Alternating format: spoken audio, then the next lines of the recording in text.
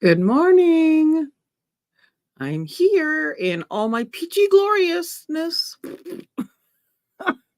Oh, why do I love this color so much? I don't know. I need about 5 of these hoodies and different arrays of peachiness. So here I am. Good morning, everybody. Oh my goodness. So I was watching some stuff on the case from other YouTubers, and there's one that I saw her channel name, if I'm remembering correctly, is True Crime, Faith, and Chocolate. I think. I think that's what her channel is. I was watching her just before I logged on and started this whole thing. And boy, she is not very happy. If you get a chance, I'll grab her channel in a bit, and you can go watch her react to the testimony for this trial. She is LDS, not LSD. Mal. She's very emotional on certain parts of some of the testimony, especially from Joe Murray. I wonder if she knows the family and stuff, because she's very, very expressive and gets teary-eyed and choked up on the stuff. Is it just because she's following the case, or is she connected? I need to look into that, but I did watch some of what she had to say, and she was not very happy with the stuff that he had to say about Joseph. That Joseph had to say about law enforcement. It kind of ticked her off, and I understand. I'm not anti law enforcement at all. But and I do understand why it upset her for the things that he was saying, and he was very kind of snarky a little bit about, a job he wouldn't want to have, whatever it was he said. If you remember his testimony, is like, oh, okay, yeah, zing. The poor law enforcement who puts their heart and soul and gives their life on the line for our safety, and that's the way you choose to speak about them. Granted, there are cop issues in every law enforcement whatever across the United States. Yes, I understand, but you can't, label them all that, give them all bad light, because there are good law enforcement, good officers, good detectives. Just don't look at the Karen Reed trial. That might make you think otherwise. From what I'm hearing, I haven't heard too much lately about it, but from a little bit I've heard, it's like, So, okay, let me get to the chat real quick, and I'm going to say hi, and then I'm going to give my recap. And I'm going to read really fast because I had a lot that I wanted to say about yesterday's testimony, and we'll get to it in a second. So, Candy, good morning, Candy. I love your post. I love this every morning right there. Thank you very much for supporting me every day. You give me great joy. Beanie, good morning. And actually, I'm thankful for all you guys that are showing up every morning. Right now is to look up and see the number that's in the chat watching, even if you're just sitting in the back going, yeah, I'm not talking, but I'm going to watch. I thank you. I thank you, and I see you. Good morning, Brian. Luna Lake is here, Luna. Every day is a better day, I hope, for you. Chat. I love it to see all the chatty chats. Oh, Mal, there you are. I had to say something about the LSD. Oh, uh, Paula, good morning, Paula. And Wendy H is here. Yay, Wendy. Hi, Bridget May. Good to see you. And Linda is here. Good morning, Linda. And did I get down to the oh, Becca Lynn is here. Hey, Becca. You're back with your cute little logo doohickey thingy. What? It's my favorite. And Sandra Stevens, good to see you. I think I made it down to the bottom. I did. All right, let me get underway. I have to turn this bright light off. It's killing my eyes. So it's gonna go like, ooh, there. I can't do it. I can't do the bright light. I know it's not the best lighting in the world. I forgot to turn the one I have over here on. I'll do it in a minute. You'll just have to look at the shadows and whatever that causes on my face. So I'm very peach right now. Okay, so get to my recap. So I have first off, I had to say that I hope all you guys got good rest yesterday. We got to end the day early, sort of, and then I kept sitting watching the judges live, and I'm going, it hasn't shut off yet. So then I decided later on after we ended, I was thinking in my head, if he hasn't shut it off, there's something else going to happen. And sure enough, there did happen another motions hearing after I stopped the live. I did put it in the playlist. It is there. So if you have not seen it, we could play it today if you guys want to see it, and then we could, kind of listen to it together. It was a good one. It was good. It was quite informative. I did not do a recap on it. I just grabbed it and put it in the playlist, so at least it's there. So the witnesses for yesterday, there were two. We had the Patrick Eller, and way down here I have his name, Dr. Greg Hempekian. Now, I didn't do too much about Hempekian. I just mentioned that he's the director of forensics, he's at the Justice Project, I think is what it's called. He tested hairs that were found on the duct tape wrapped around J.J. Vallow. That was I think they mentioned that there were several hairs of variety of colors. It was a blonde and brown and whatever that were found, but none of them tested for either JJ, Lori, or Chad. And I'm like, okay, then whose were they? I mean, how many people were around this duct tape before it was used? That just screams, why didn't you test other people? Why weren't other people that would have been connected to this case also tested? I don't know.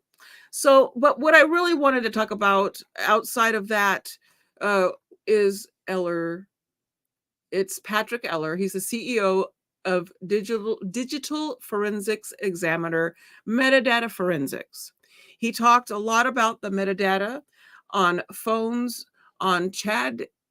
Was it? Wait, I gotta squish this so I can see it better. There. All right. So let me go back. He talked a lot about metadata on phones on Chad Daybell's property, how many phones he analyzed or didn't analyze. He said his focus on what he analyzes is the 90% that we as consumers cannot see. It's data that is stored in the cloud, the Google history, or the geolocation.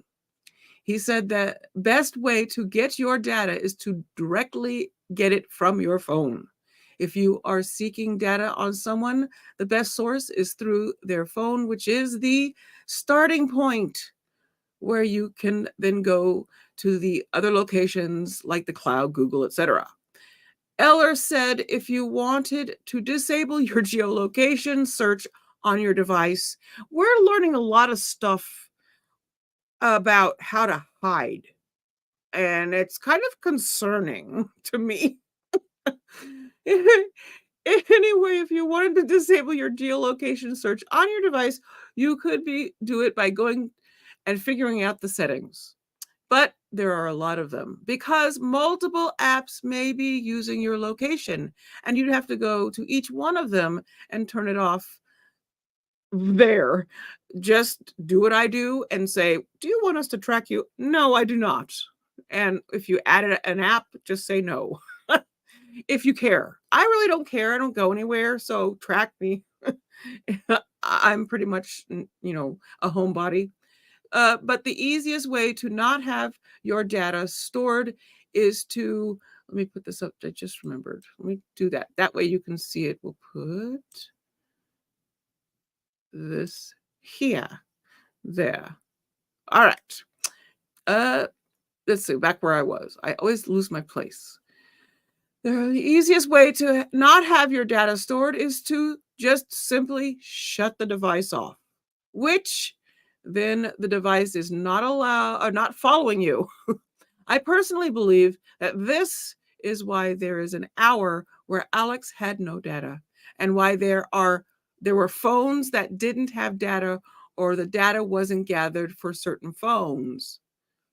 I mean, reminder that this witness was hired by defense, which means he's paid by Pryor to give his expertise on the stand.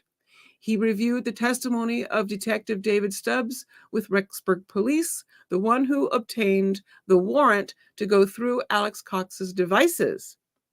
He also reviewed the testimony of Nick Balance, the FBI agent. Eller said he reviewed 10 terabytes of data, or better yet, was given those 10 Ts of data from the defense to review. I can't even imagine how much data that is, or how mind-boggling it is to go through that much data. It kind of makes me want to, okay, never mind. I don't want to know. My head spins just thinking about it. Nate said the Library of Congress is 1 terabyte. So take that and multiply it by 10. No, thank you. I prefer that my brain remain in betwixt my ears. That was my response. It's a lot. After reviewing the testimony of Stubbs and Balance, he compared it with his own findings. One of the key bits of info that we have heard so far is there was a lot of movement from Alex Cox, like calls, texts, a lot of tracking of where he was because he didn't shut his geolocation off, which is why we have seen a lot of data on his movements over the course of the days, nights, etc. But Chad, he didn't. Chad's geolocation were turned off. And we know from prior testimony that they all had several burner or track phones or whatever they're called. I do find it interesting that Chad was off, like his phones, all of his phones, because none of his stuff showed up.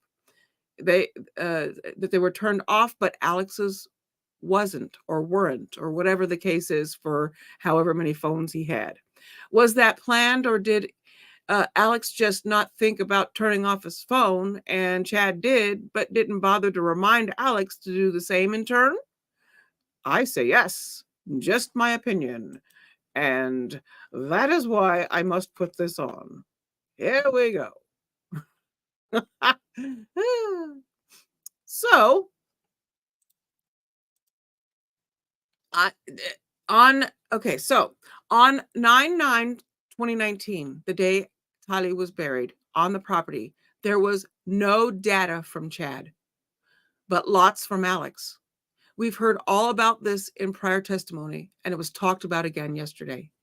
Eller said there were 19 devices from Google within 250 meters of the home on 9/9.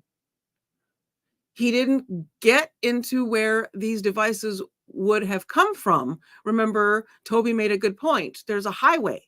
I mean, there's a lot of traffic, but it's likely that within 250 meters of that house that's on that busy road on a highway, if you stop at a light, if you drive by and someone's Wi-Fi picks up your device, your data is left there. He did testing on phones that registered there. Chad's phones did not register there on that day or the day JJ was buried. In my opinion, this is key info. They didn't say if his phone was ever picked up somewhere else on those days because they didn't specify it if that happened. Does this mean he wasn't there, or does it just mean that his phone was turned off? If I were going to bet, I'd go with the latter.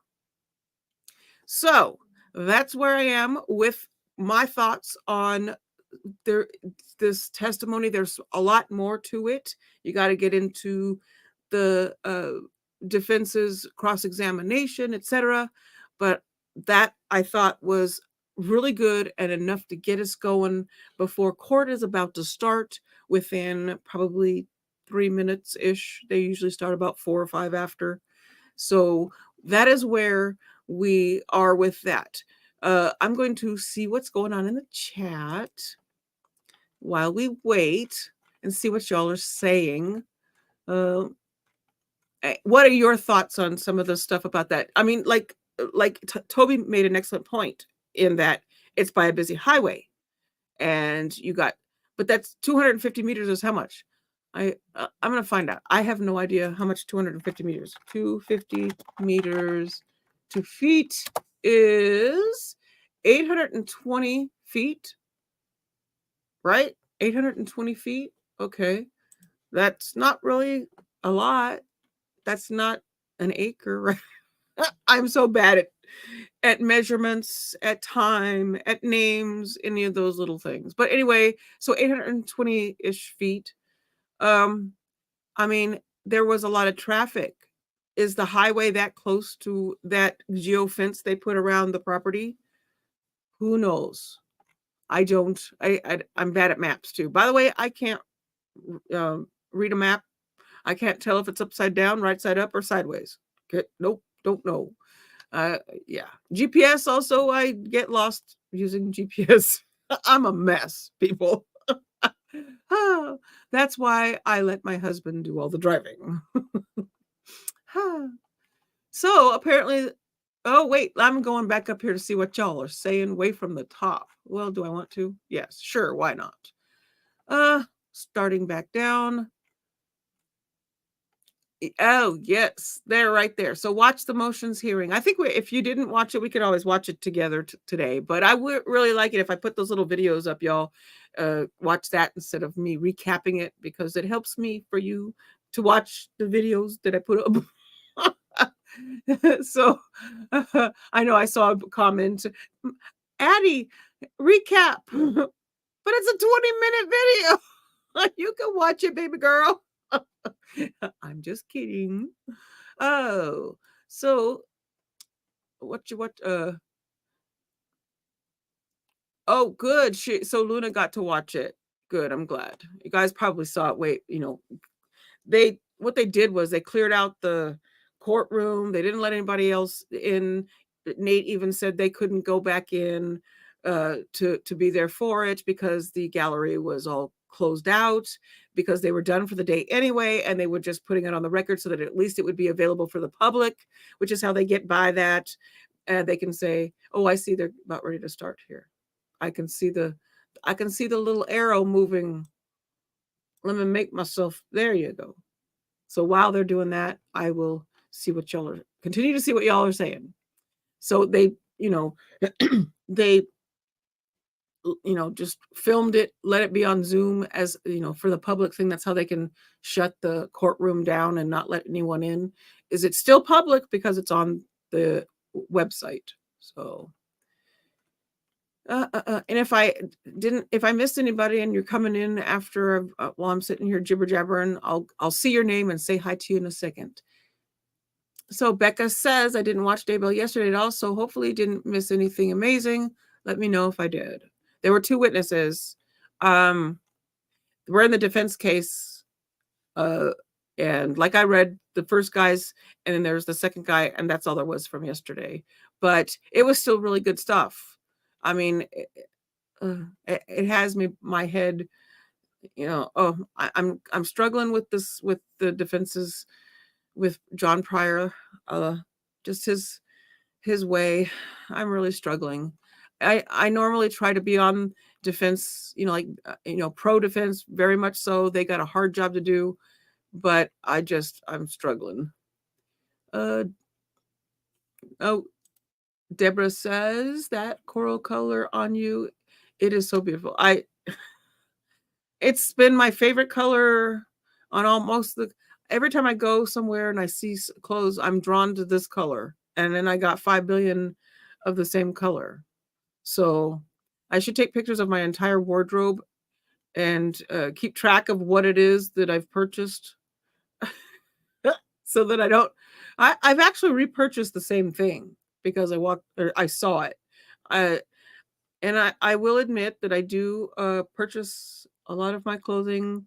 Most of the hoodies that I get are if I go somewhere on a vacation or whatever, I grab a hoodie from there. That's my keepsake from that. So I've got hoodies with this one says Florida on it. My other one says New Jersey. I had another one from a YouTuber friend, but the sticker that was on it came off. And so now it says nothing. So math, Luna Lake says math has never been my forte. Oh, yes. So I homeschooled my oldest until he finally got better at me than math. And I'm like, okay, well, it's time for you to attend school because you have passed my ability to math. So, yes. So he did get a little bit of homeschooling. I was homeschooled, never went to public school, have no idea what it's like to be in a public school. So I did live vicariously through my two children. Rise. Mr. Court is now in session. Honorable Stephen W. Boyce, Judge presiding. Thank you. Please be seated.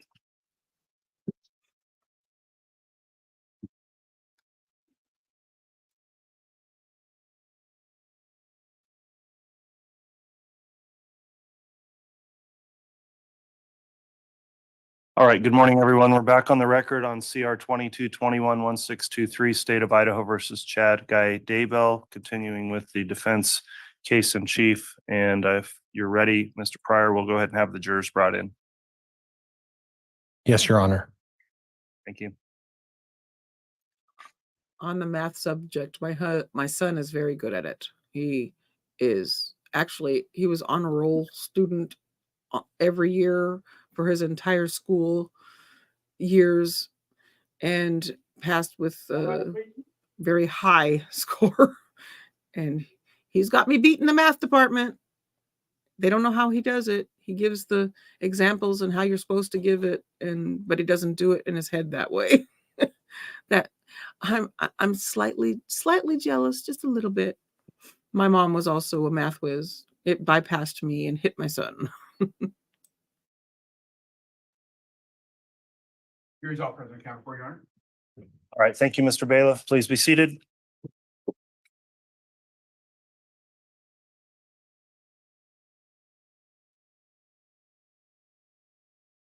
All right. Good morning, everyone. We are on the record on case CR 22-21-1623, State of Idaho versus Chad Guy Daybell. We're continuing at this time with the defense case in chief. The court will note all of the jurors have returned and are present.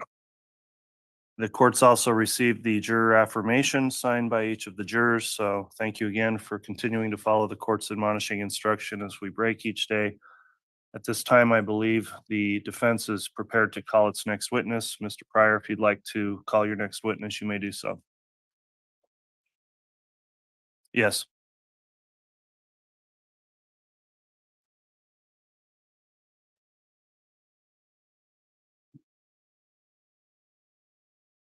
Okay, if you'll give us just a minute, we need to get our FTR working.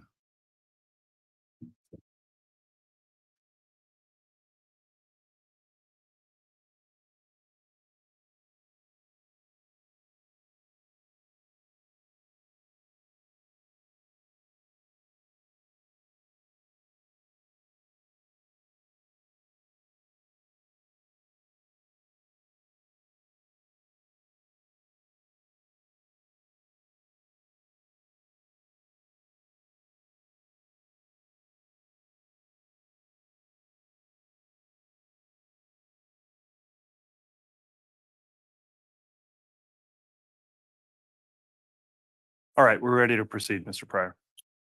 Judge, the defense would call Dr. Eric Bartelink.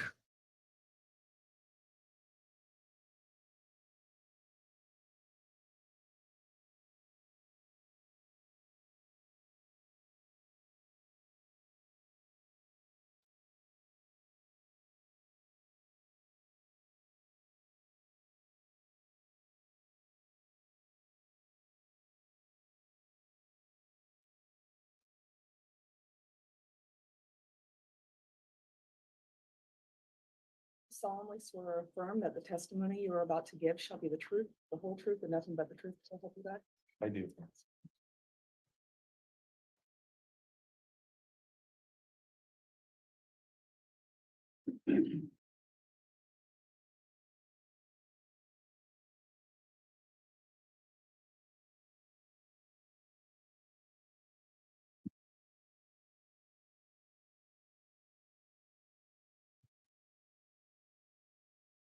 Thank you. May I, Judge? Yes, and Mr. Pryor, as I understand it, this would be testimony offers as an expert witness. Is that correct? It is, Your Honor. Okay, I will not inquire then on the court's exclusionary order. So if you'd like to commence with your direct examination, Mr. Pryor, you may. Would you please state your name, spell your last name for the record for me, please? Yes, my name is Eric Bartelink, ERIC. Bartelink is BARTELINK. And how are you employed, sir? I'm a professor of anthropology at Chico State University and co-director of the Human Identification Laboratory. And what is the Human Identification Laboratory? The Human Identification Laboratory is a forensic anthropology facility, and we provide services to law enforcement throughout the state of California on the recovery and analysis of human skeletal remains related to death scenes and crime scenes. Okay. And talk to me a little bit about what is forensic anthropology. So forensic anthropology is a subspecialization of biological anthropology. And it's specifically focused on the analysis of human skeletal remains, including things like estimating sex, age, ancestry, stature, and also things like defects on remains related to trauma, identification methods, and scene recovery of human remains. Now, you mentioned identification. Would that include situations where there's been suspected burning of the corpse? The identification part's more about establishing the identity of a deceased person, but we do specialize in the study of burned remains and other postmortem alterations to the body. Can you tell me a little bit about your educational background?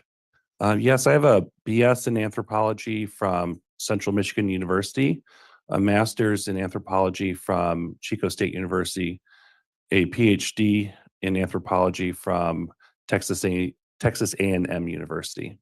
Are there certain board certifications that you are required to participate in as part of this specialty? Although it's not required, it's strongly recommended that practitioners become board certified. And I am board certified by the American Board of Forensic Anthropology since 2012. Okay. Are there any affiliations or organizations that you're associated with or participate with? There are several, and while these are not qualifications, these are indicate participation in the field. So I am a fellow of the American Academy of Forensic Sciences, and I am the chair of the Organization of Scientific Area Committees Forensic Anthropology Subcommittee. And how long have you engaged in the practice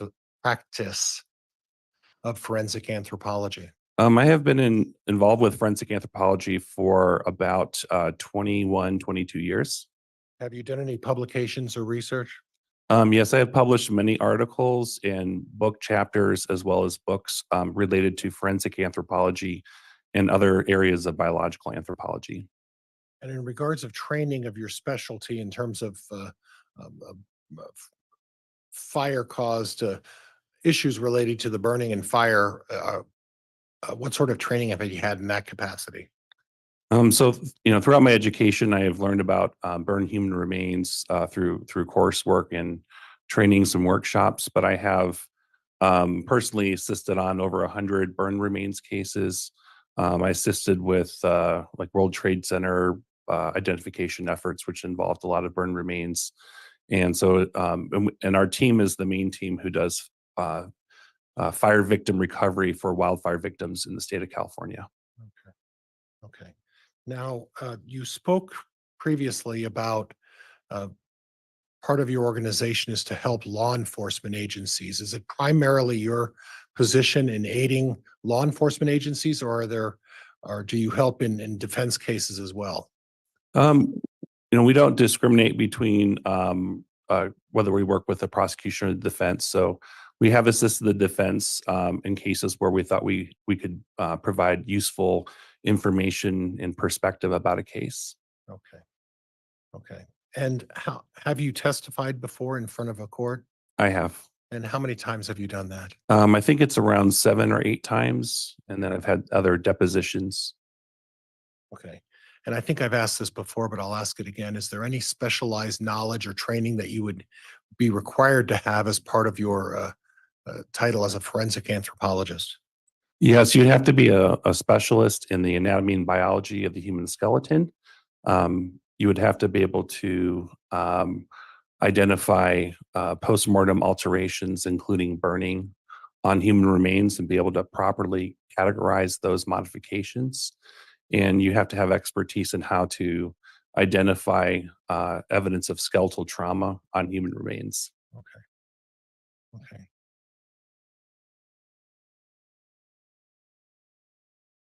Judge, I previously had marked Defense Exhibit 136. My understanding, and I won't speak for the state, but my understanding is the state has no objection to the admission of 136. We do not, Your Honor. All right, and Exhibit 136 then is offered and admitted. Can you explain what the exhibit is, Mr. Pryor? The exhibit is Dr. Bartelink's report, Judge. Thank you. And Judge, for ease of use, and for me and probably everybody else, I'd like to utilize the Elmo. My understanding is the state has a copy of the very document as well, and I'd like, for purposes of publication, to use the Elmo device to publish. Okay, if you'd like to publish a conforming printed copy of the exhibit on the Elmo without objection from, if there is no objection from the state, you can publish it that way. Your Honor, we have no objection to that. All right. Now, Dr. Bartelink, you were contacted by my office for what purpose? We were asked to analyze the skeletal remains of Tylee Ryan. Okay. And I'd like you to go through the process of what steps you took to conduct that review and investigation. Yeah, so me and my colleagues, Dr. Colleen Milligan and Ashley Kendall, came up to Rexburg, Idaho, and did an analysis of Tylee's remains on December 18th. We worked with the Rexford Police Department to unpack Tylee Ryan's remains and to sort them into anatomical position on a table so that we could conduct an analysis. We performed an inventory, which is a tabulation of all of the bones that were present. We also filled in a skeletal diagram indicating which portions of Tylee's remains were present and absent. Because she was already identified, we did not conduct an estimations of sex, age, etc. But we did conduct a trauma analysis by examining each bone to look for any kind of defects or modifications. And we also recorded the pattern of burning across the skeleton. And the length of time in order for you to do this was approximately how long? We conducted this in the span of 1 day, and it was 3 forensic anthropologists working together. And so we were able to conduct that work in approximately a 6 to 7 hour period between the 3 of us. Okay. So 18 hours between the 3 of you approximately. No, total of about 6 to 7 hours with us working all together simultaneously as a team. Okay. So but the 3 of you were all engaged in work at the same time, correct? Correct. Okay. So, and those folks were associates with your organization, is that correct? Yes, they are professors that work with me in the Human Identification Lab and are professors at Chico State University. Both PhDs. Correct. and both have similar experience and training and as you have. Is that correct? Yes, that's correct. Okay. Now, as part of your review and investigation, you prepared a report. Is that correct? Yes, that is correct. And I'm not going to go into every word in the report, but in essence, as part of your investigation, what did you discover in regards to the inventory of the remains? We found that there were certain areas of Tylee Ryan's remains that were absent, and this included large parts of the vertebral column, most of the left and right arms, and large portions of the legs, kind of from mid-thigh down towards the ankle on at least one of the legs. And Judge, could I utilize the Elmo device at this point? Yes.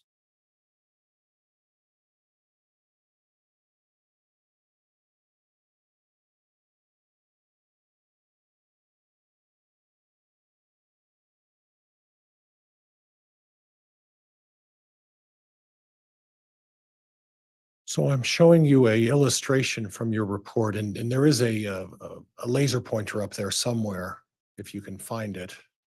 And then off to your left is a large screen. And if you could just go through in general, the areas that you found were not present at the burial site of Tylee Ryan. And just basically describe each one for me, if you would. Yeah, so the way that this skeletal diagram is labeled is on the left side is a front view of the skeleton, and on the right side is a back view. Anything that's colored in black was absent, which means we could not identify those portions of the body in the inventory. So we were missing a little bit of the skull from the left eye socket, a little bit here from the back of the skull. And then if we move down towards the limbs, we're missing almost all of the right arm, except for just the shoulder and a small piece of this forearm bone right here. We're missing almost the entire left arm, except for the shoulder. We are missing most of the ribs, but we were not able to label those individually because we could not determine which rib was which because they were burned and fragmented. Okay, I'd have you stop there for just a moment, and please forgive my interruption, but when you say fragments of the ribs, is it your testimony that the majority of the rib cage was missing? I wouldn't say the majority, but a large portion of the ribs were not represented in the inventory. Okay. Mr. Pryor, I apologize for the interruption. Could I have a quick sidebar with counsel, please?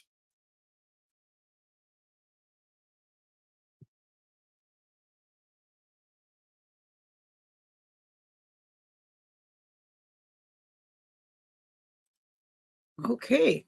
Excuse me. Quick sidebar. I always wonder what creates these sidebars all of a sudden from the judge.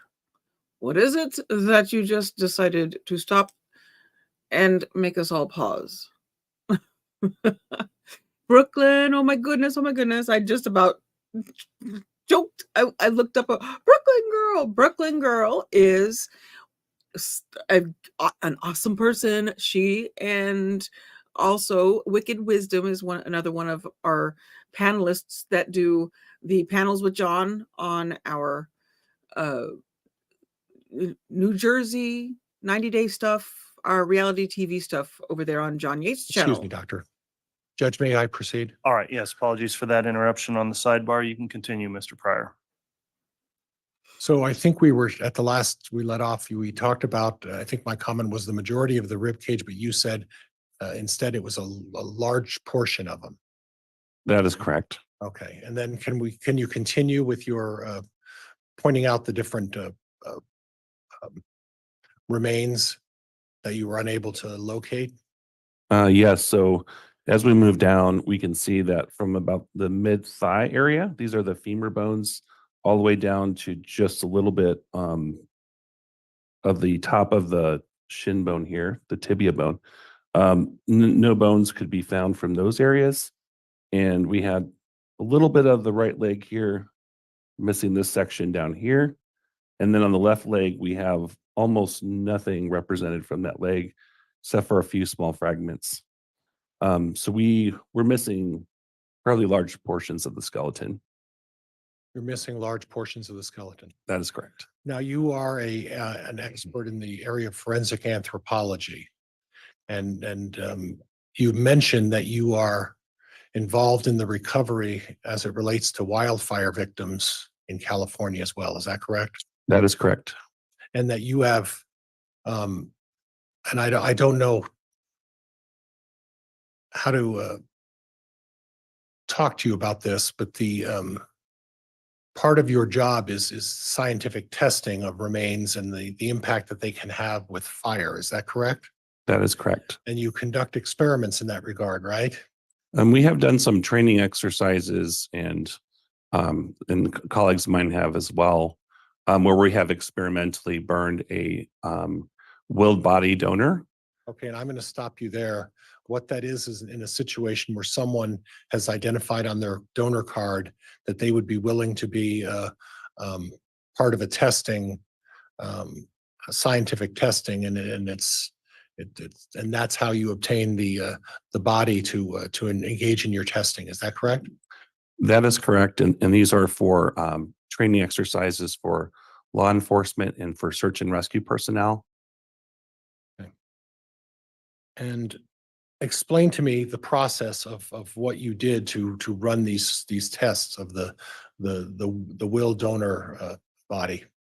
So these tests typically involve kind of building what sort of looks like a funeral pyre out of pallets. Okay, and when you say a funeral pyre, are we talking about a small brush fire? It's usually multiple pallets, probably around 4 or 5. 4 or 5 pallets. Yeah, to create enough fuel to burn the body. So this is a large fire. Correct. Would the expression a bonfire be appropriate? Yes, it would be, similar in size to a large bonfire. Okay. And would it be Your possible? Honor, at this point, I'd like to make an objection and ask for a quick sidebar. All right, we'll have a sidebar.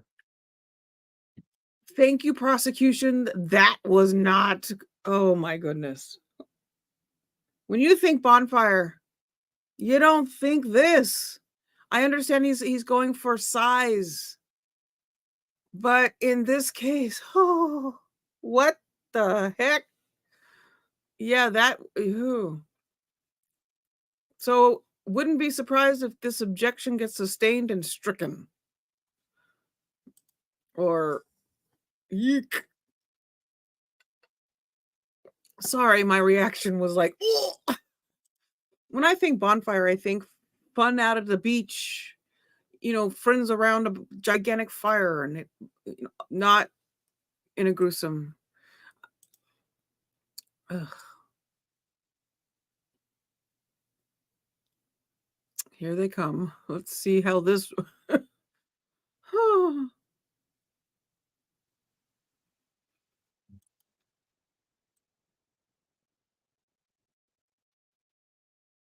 All right, at this time, the court's determined we need to make a evidentiary ruling and do that outside the presence of the jurors before we proceed further with this. So the jurors will be asked to just please stand up if you would and line up out in the hall, and we don't need a full break. I don't think this will take very long to get through, but we do need to take up that matter, and I think the most efficient way is to do that. So apologies for the inconvenience, ladies and gentlemen of the jury, but if we could have you please exit the courtroom, we'll take up this evidentiary matter.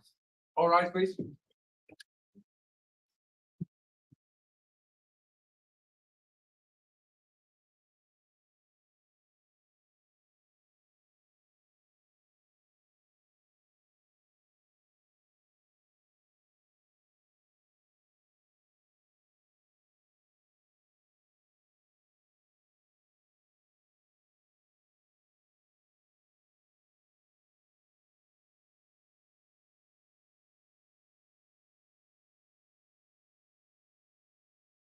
All right, thank you. Please be seated. All right, Mr. Wixom, I understand the state had an objection to this stage of the testimony. If you'd like to lodge the objection, you may. I'm sorry, Your Honor. You can go ahead. I understood the state was proposing an objection to this particular line of questioning. We are, Your Honor, and for the record, we are objecting to the line of questioning with regard to the experiment that it appears the witness is attempting to go into. The basis for the objection, Your Honor, is that while we did receive a 27-page report from this expert, nowhere in the report that I can see did it reference the particular experiment that's being talked about. The biggest concern the state has is under Rule 16, we're entitled to have a summary report of his conclusions, including the data and facts upon which he relied. When we received this report, we provided it to our two experts and had them look at the report in preparation for their own testimony. Certainly, I'm prepared here today to respond to and to deal with the conclusions in the summary report as provided, but we didn't have an opportunity to have our experts consider the way and the methodology that he may have used in this experiment we didn't know about in preparation for a potential cross-examination here, nor in preparation for the calling of our own witnesses. And so for that reason, as to the line of questioning, any reference to any experiment, we would object to that being admitted at this time. All right, and if you'll give me a moment, I'm just briefly reviewing through the report. And so that was admitted as Defense Exhibit 136. And your proffer to the court here, Mr. Wixom, is that contained within that 27-page report, there's no mention of an experiment regarding fires. Is that what you're saying? That's my understanding, Judge, and I believe that's been confirmed off the record. All right, Um, response, Mr. Pryor. Judge, this was part of a training exercise to show how he analyzed and determined burn marks, deciding when and where a corpse and how it was burned. So if the court would like me to rephrase it, instead of rephrasing it as an experiment, I can rephrase it as a training to in order to help aid him and his organization in making the determinations that they do as part of this. I'm not suggesting in any way at this point the manner and type in which the remains of Tylee Ryan were burned. What I'm suggesting, Judge, is this was a training exercise that his organization engages in as part of his wildfire training, and that he's describing that this is the methodology that they use to do that in this particular isolated incident. I don't think it's necessary in that situation. This report would be 100 pages if I had to put in every training exercise this expert has engaged in to gain the knowledge that he has. Okay, so to be clear here, you're referencing as part of foundation or his basis of expertise that he's done this type of training before, but what you are not intending to proffer here is some specific evidence relating to a scientific experiment that would apply to the remains in this case. Is that what I'm understanding? That's absolutely right, Judge. This is a foundational question that deals with Dr. Bartelink's experience and how he makes determinations in terms of folks who are victims of fire. Okay. Any further argument or response from the state? Judge, with that proffer, the state would withdraw the objection. It wasn't referenced in the report, so we didn't have a proper understanding. But if it's limited to that purpose, we withdraw the objection. Okay, and I would find it proper in terms of foundational for expertise to be established under Rule 702. And so with the state withdrawing that, we'll go ahead. If that's where the testimony's heading, Mr. Pryor, we'll let the jurors back in. Of course, if it were going into a realm of some specific experiment that took place relating to the evidence in this case, then likely the objection could be renewed, and I would then issue a further ruling. And Judge, for clarity with the jury, I think what I will do is rephrase experiment, and with the defense or with the state's permission, I'll use the word training, and that might alleviate any confusion the state might have with where I was going. Okay, and I think that would help clarify things. So thank you, counsel. We'll go ahead and have the jurors brought back in, and you can continue with your line of questioning, Mr. Pryor. Thank you.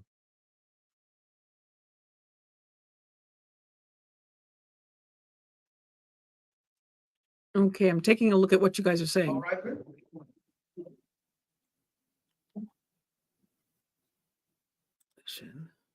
This is pure speculation. What Chad and Alex did on the property that Tammy and the children and the neighbors didn't notice as out of the ordinary.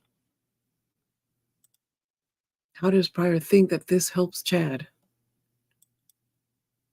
Nobody burned highly elsewhere. All right, thank you, Mr. Bailiff. Please be seated.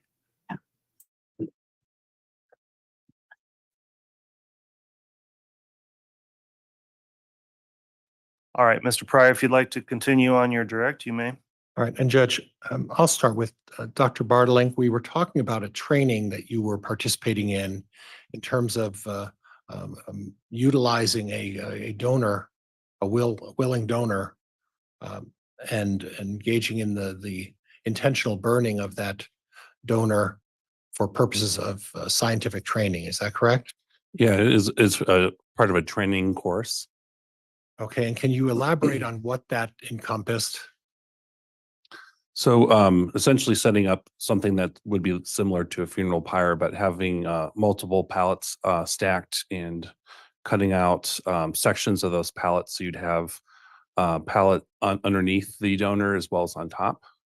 And we're trying to achieve a certain level of burning in the study.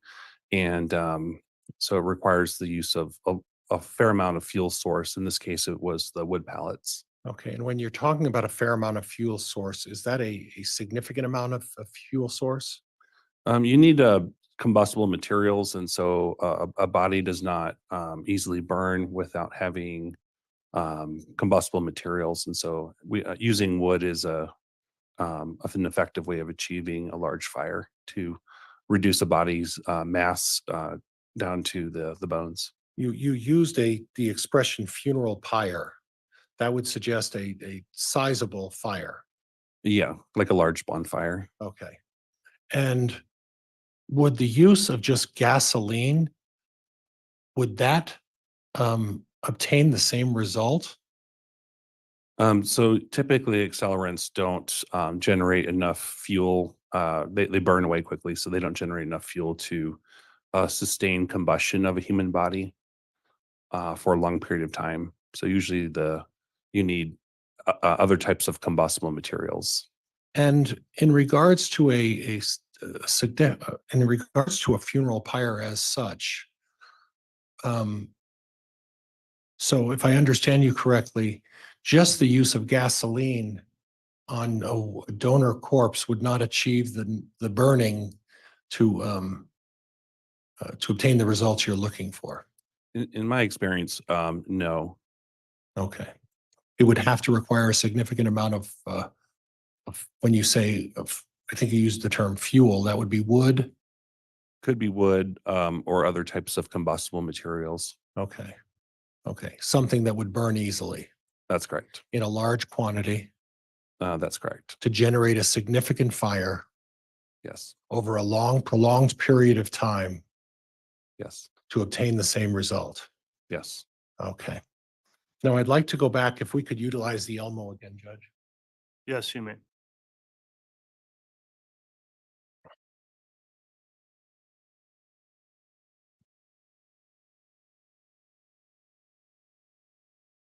You pointed out in black on this illustration all of the remains that were not present when you did your review and investigation. Is that correct? That is correct. Would the use of a fire be the explanation as to why you didn't have a complete skeleton? Only partially. So there were bones that could not be identified to a specific skeletal element, but there was so much missing that was not accounted for. So I believe there are a large amount of these remains that are actually missing, but a small amount are bones that I could not identify what they were. So you reviewed the testimony of the excavation of the site with a bulldozer. Is that correct? I did review the reports on the excavation of the remains. And that they used a bulldozer and took care to try to locate all of the remains. Is that correct? I believe so, yes. And yet they didn't have the remains. I don't know where the missing remains are, so I can't comment on. Okay. But in fact, you don't have all of the remains, correct? That is correct. And you believe that the remains could not be determined to have been burned out or disappeared as a result of a fire. Is that correct? Not entirely. Yes, that's correct. And there are bones missing. Yes. Okay. Significant amount of bones missing, right? Yes, you can see from the skeletal diagram, everything in black was not identified in the remains. Now, I want to continue with your report. Were you able to make a determination as to whether the body was burned as being intact? Based on the burn pattern, I do believe that the most likely possibility is that the body was burned as a whole, not in pieces. Okay.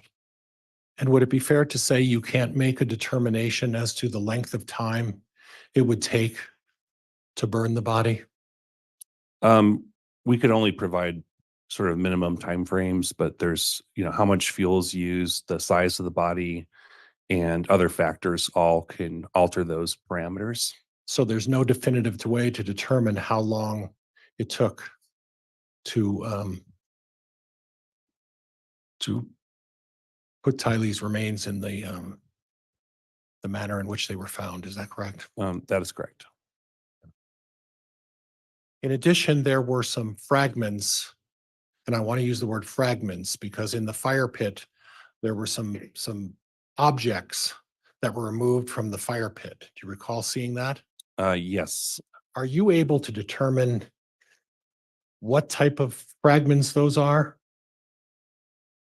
Most of the bones that were in the fire pit lacked diagnostic characteristics, so they could not be identified as being either human or animal.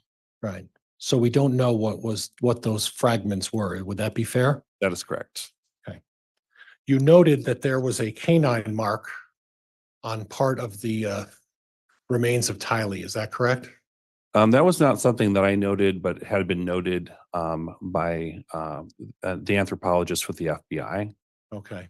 And do you recall the location of that canine mark offhand? I believe it was on one of the shoulders, so where the shoulder connects to your shoulder blade. I don't remember if it was on the left or right side, but it's we made those observations and did not see evidence of scavenging, but sometimes making those determinations is very challenging. Okay. And I said canine, I meant carnivore. Yes.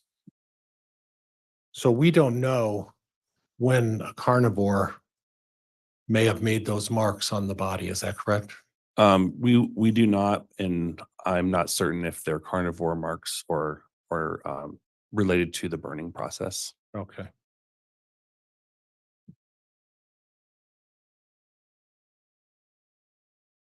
I want to talk to you about whether you can make a determination as to where Tylee Ryan's body was burned.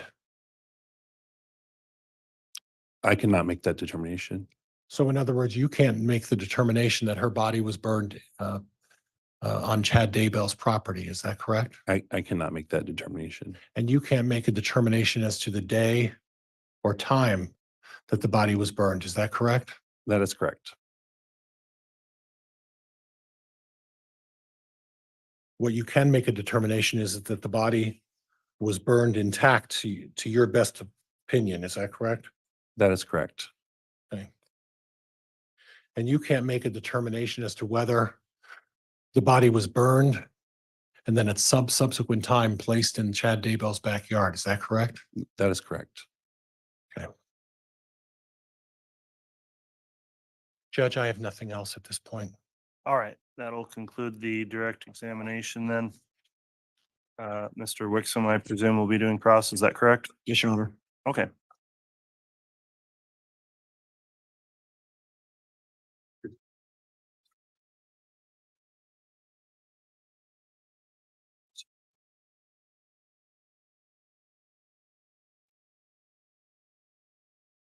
Good morning, Dr. Bartelink. Good morning. And am I saying that correctly? It's Bartelink? You pronounced it perfectly. Yes, thanks. So Dr. Bartelink, you've already, I think, shared with the jury that in preparing and in conducting your own analysis of Tylee's remains, you looked at the autopsy report that had been done on Tylee. Is that true? That is correct. Likewise, I think you've indicated that you did review the FBI reports from Dr. Angie Christensen and a report from Dr. Halapaska. Is that true? I did, yes. Okay. And you have a professional relationship, or at least a collegial relationship, with Dr. Angie Christensen, don't you? That is correct. In fact, I believe you both published something together. We are co-authors on a textbook. Okay. So is it fair to say that she is a colleague that you have respect for? Judge, I'm going to object witness bolstering. Sustained. When you reviewed her report and Dr. Halapaska's report, didn't you indicate in your own that when you compared your findings with theirs and with the autopsy, that you found no substantive difference in the analysis of Tylee's bones? That is correct. And you were asked a question by the defense about the ability to estimate a time with which it took to burn Tylee's remains. And I think you concluded that that's not possible. Is that right? There are just too many variables that are unknown, so I would not feel comfortable making any kind of determination. In fact, in your report, wasn't that a question that you were specifically asked by the defense in preparation of your analysis? Yes. And the question was, can you burn Tylee's bones within a 2-hour period? That's the question. That was the question, yes. Okay. And as I recall from your report, you said it's possible, but you can't determine that. Is that fair? That is correct. Likewise, I think you were just asked a question about the ability to determine whether or not Tylee's remains had been burned on the Daybell property. Recall that question? Yes, I believe I do. And I think you answered that it's not possible to make that determination, correct? That is correct. So is it fair then to say that it may well have been that her remains were burned on the Daybell property? Judge, objection, not for speculation. Well, overruled. You may answer. It's certainly possible that she could have been burned on the property, but it's also possible that she could have been burned elsewhere. Fair. I think you indicated that there were, no, you've already indicated that not all of the bones from Tylee's remains were found by the FBI or the search you conducted it, correct? That's correct. And you can't tell whether or not all of the bones have been entirely burned out because you don't have all of the bones. Is that fair? Yes. In my experience, we still would expect to find large portions of the bones that were missing even after the burning process has completed. But there are some bones that were just too fragmented to identify. So some of those could just be those bones, but there's still quite a lot not accounted for. And didn't you indicate in your report at some point that it's possible there are still bones that remain on the Daybell property? It's Judge, objection, speculation. Overruled. That is a possibility. And just to be clear, it's true that there were many of the remains that you analyzed that were subject to thermal damage, correct? That is correct. They had been burned. Yes, that's correct. Yeah. And in fact, you had found a number of the remains to have had blunt force trauma. Is that correct? That is correct. Blunt force defects consistent with perimortem trauma. Yes. And with respect to defects, in fact, didn't you find that I believe the left mandible, I'm going to call it the jawbone if that's not correct. Let me know. That is correct. Okay. That the left mandible had been fractured. Is that correct? That is correct. I think in 6 different places. I can't remember the number of places, but there were fractures to the left side of the mandible. And you did determine that had been from a blunt force trauma?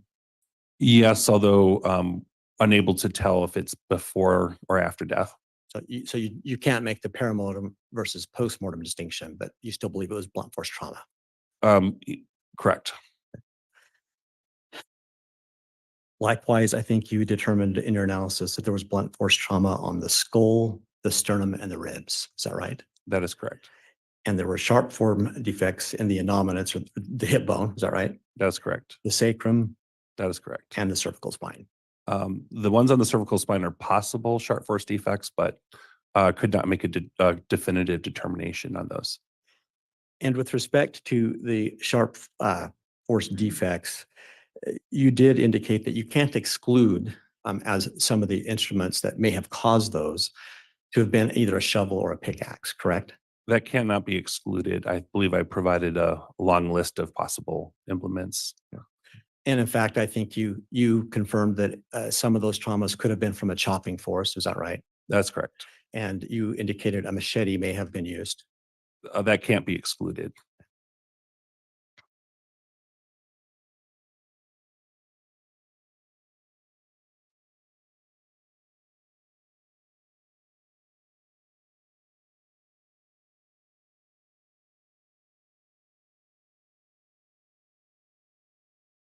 And I think finally, you had indicated that there had been some rib fractures. Is that right? Yes, I believe there were at least 2 rib fractures documented in the report. And you likewise believe that they were likely caused from blunt force trauma? Yes, consistent with blunt force trauma.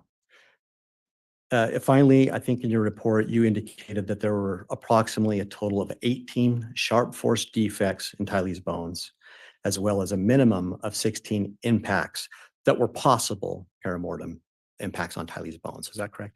That is correct. Thank you, sir. Your Honor, I have no more questions. All right, thank you, Mr. Wixom.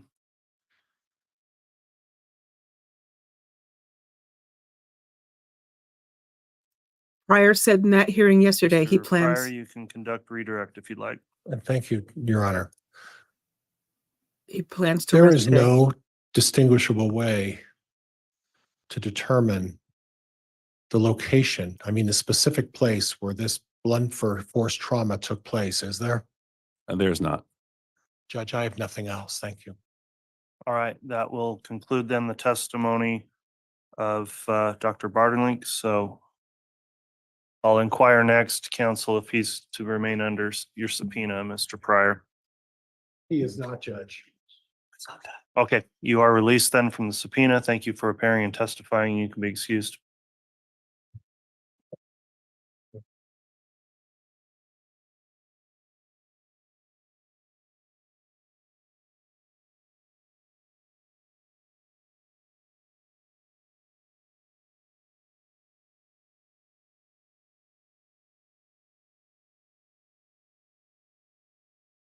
All right, Mr. Pryor, does the defense have a next witness to call? Judge, could we have a sidebar just very briefly? Yes.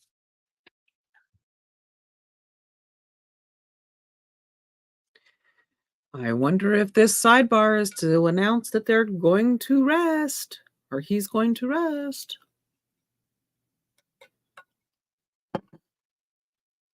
Do you feel like he has another witness that he could call, or do you think that this would close out the defense case? Did this witness help or hinder?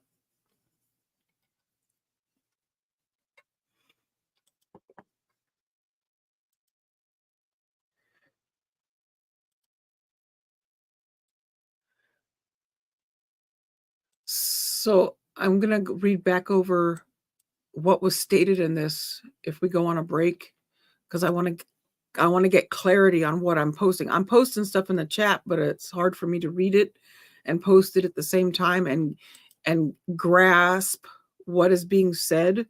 So I have to reread, as you guys know. So, I think Pryor is trying to say that the body was burned elsewhere and brought to the property and then burned again, because it would require much more material to get the degree to do that, to burn more than what was found there. Is that what he's saying? Which I don't believe that. I don't think that, I don't know.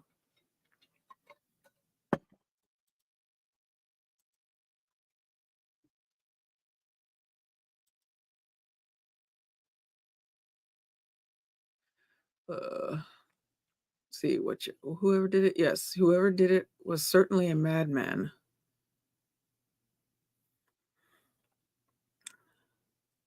I just have a feeling there's a lot more that was done than we even realize, and by whom.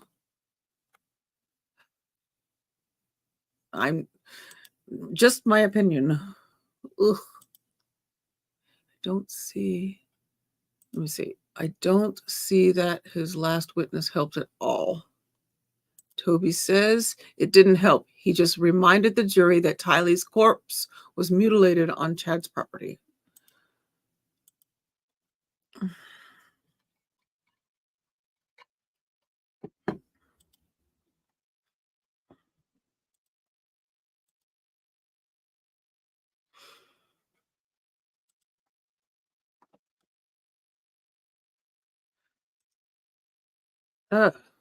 Oof.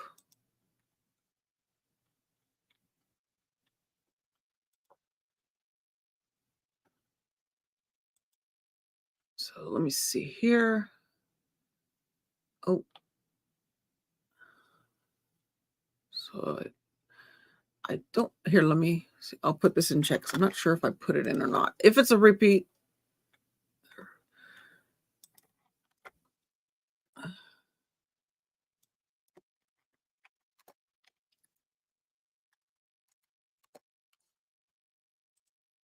And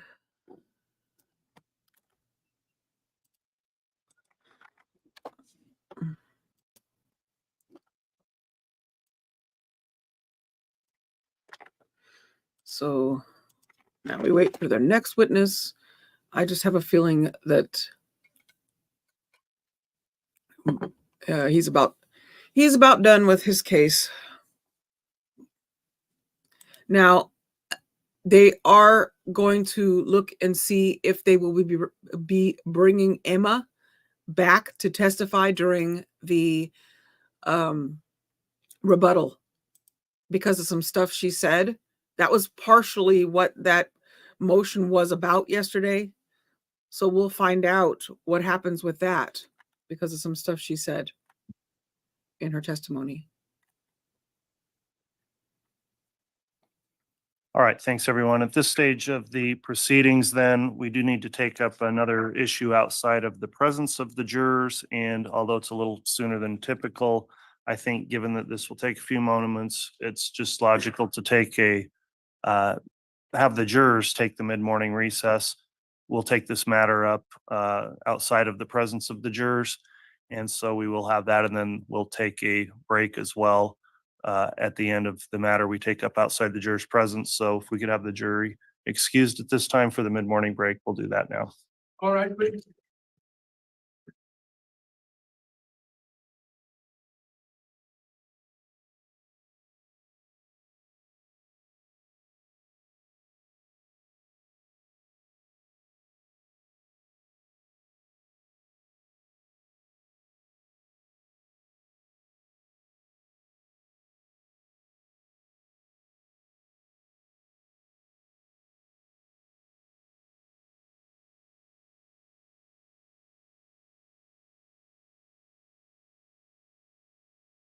All right, thank you. Please be seated.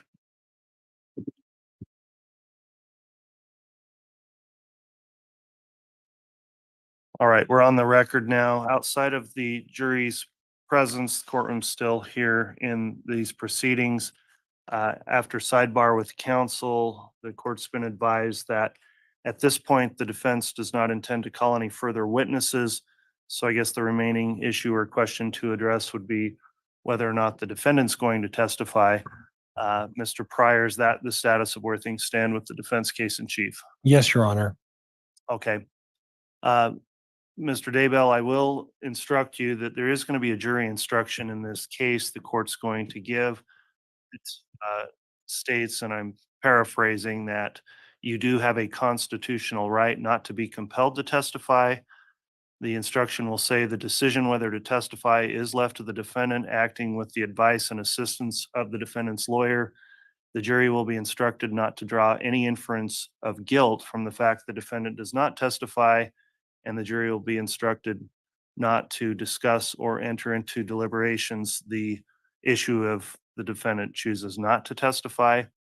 If in fact you are going to testify, then Mr. Daybell, there's a further admonishment or advisement I would give you going forward. So let me begin with Mr. Pryor and just first just inquire whether or not you have discussed with your client whether or not he intends to testify. I have discussed that matter with Mr. Daybell, Your Honor. All right. And does he intend to offer testimony in this trial? He does not.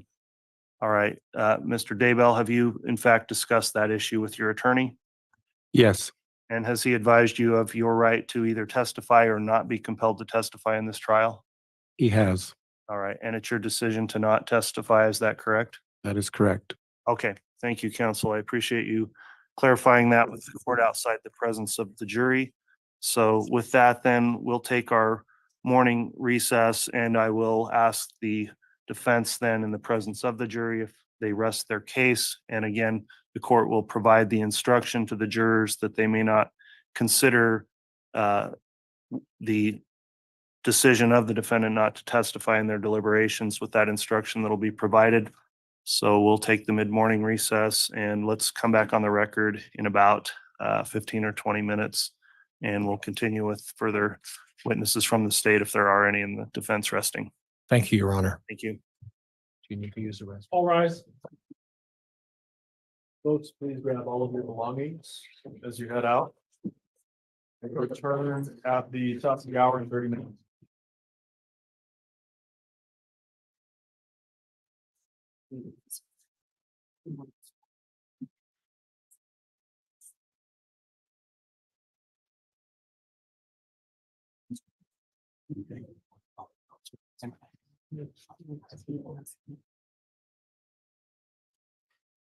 All right. Well, you know how we always hope as trial watchers that the defendant testifies on his own behalf, but never smart for that to take place unless it's like a trial of an officer who needs to stand up and say why he did what he did. But we always, as trial watchers, in my opinion, want to see a defendant take the stand just because it's good testimony and interesting to watch, but not smart. So let me see here. Cancel that. So we are on a break and that's it. We're about to head into defense's case because they'll bring in the jury, I assume, and they will after the break they'll bring the jury in and then they will formally rest in front of the jury. The defense, or John Pryor will, and then it will open up for rebuttal. And now is when they're scrambling to figure out if Emma is going to testify again. I was kind of thinking if you wanted to, we could play the hearing. Well, not I'll hold off on that because they were talking about why they had to bring Emma back. She said some stuff that they want to have her back up, and John Pryor was concerned that that would open it up to where they would have to reopen the case for the prosecution and add more days, yada yada. But I think they're going to take it as needed. If she has to take the stand, Pryor will rule on what can and can't be, rehashed or something to that effect. Something like that. Sometimes I get lost in the wording when they get too technical during the motion hearings, but it'll be interesting to see if Emma does have to come back up. And I've seen all over the interwebs on their testimony, Emma and Joseph and Garth, that there are a lot of people that were not really thrilled with the way that they were on the stand, their demeanor and the things they said, and just Emma's been looked at as suspicious. And I don't know. I've struggled with their demeanor myself, listening to them on the stand under all their testimony. It's a struggle for me. Let's see. Wendy says, I'm not an attorney, but friends, please don't ever testify on your Haggins? Oh, I don't know what that is. State stats aren't in favor of defendants testifying. Yes. That's one thing as trial watchers. We know that it is never in the best interest for a defendant to testify for themselves unless there are certain reasons specifically that are a must. I find that cases where it's a cop situation where the cop is on trial, I think that in most cases like that, that's something where an officer should stand up and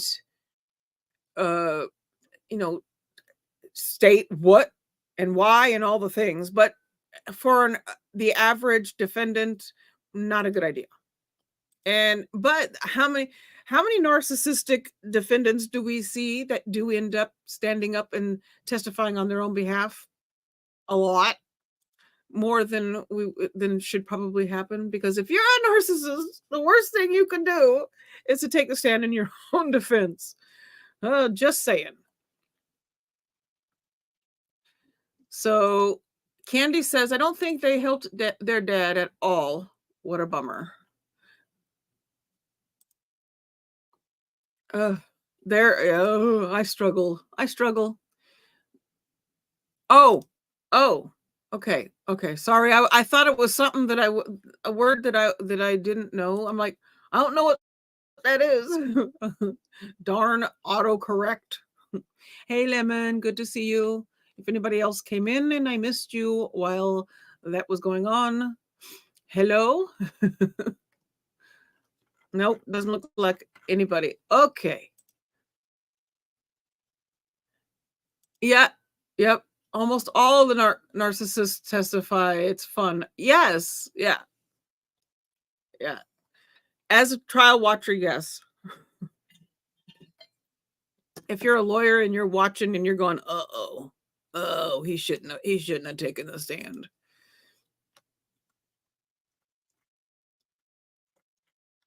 I tried to get that. I tried to get the. Okay. So we had 7 votes, and it was 100% on those 7 votes. Will he testify?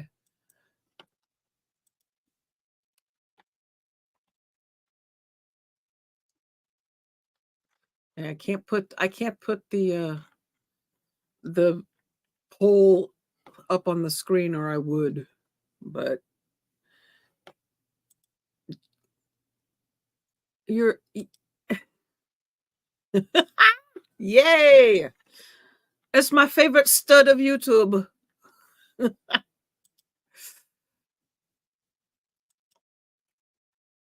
Okay, so I thought I want to kind of take a look at if I can get this thing to refresh itself.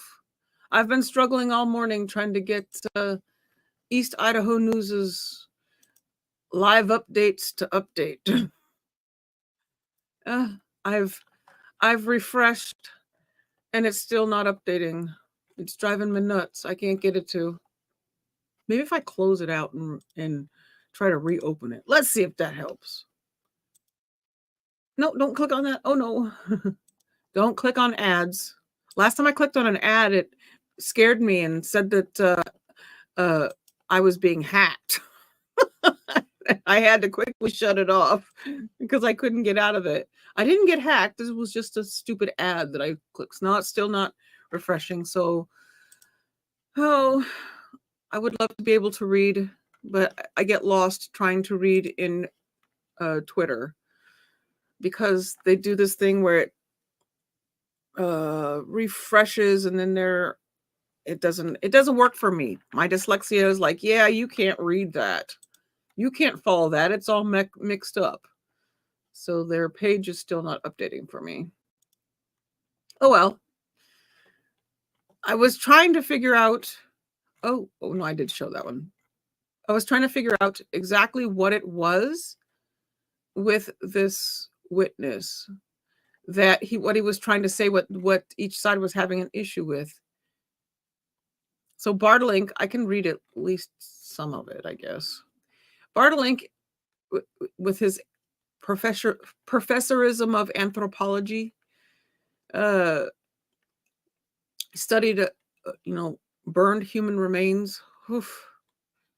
I really struggled with the whole term when Pryor just came out and said it was like a bonfire.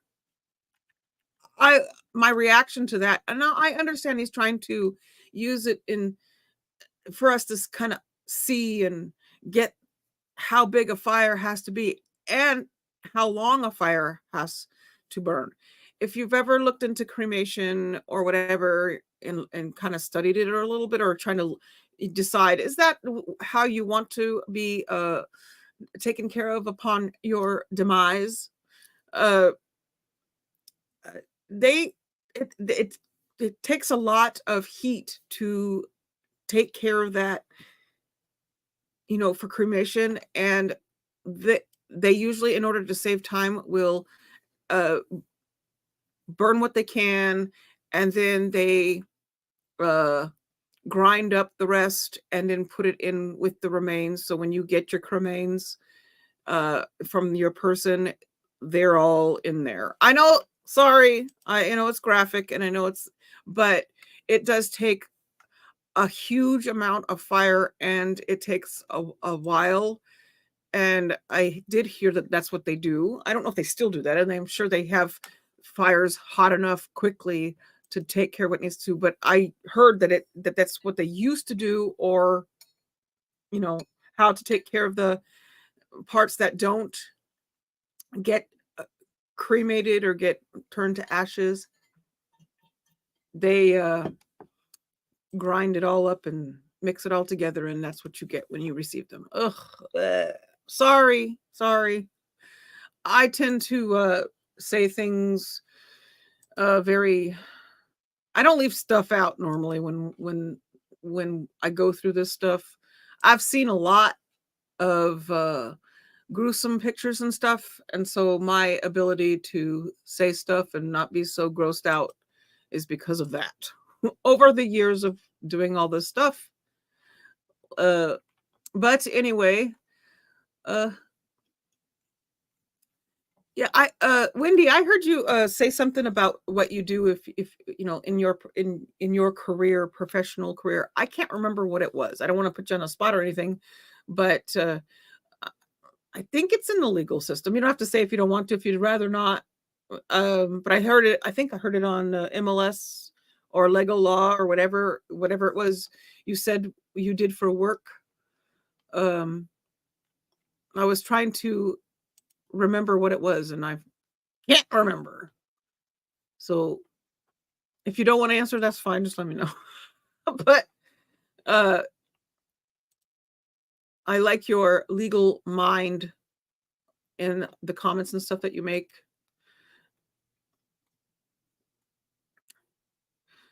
So yes, thank you, Wendy, for posting Steven's channel, the stud of YouTube. So I forgot what time they said they were going to be back.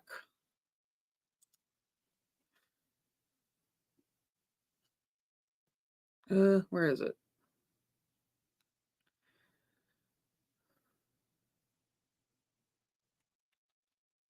Yep. Where is it? So we're about. So when we come back, jury will be told that yes, that's what I thought. This is what I thought was going to happen. This is usually the procedure. So that this right here.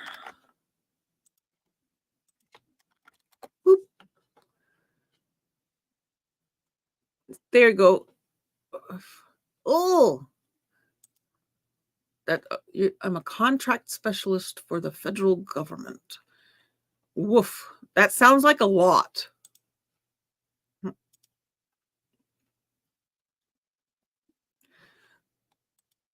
That's what I thought. All right. So, let me see if this thing is updated yet. So I can read. I just want to read I want to read more about no. More about his findings and stuff and what exactly it was that made them have to go to a sidebar with an objection.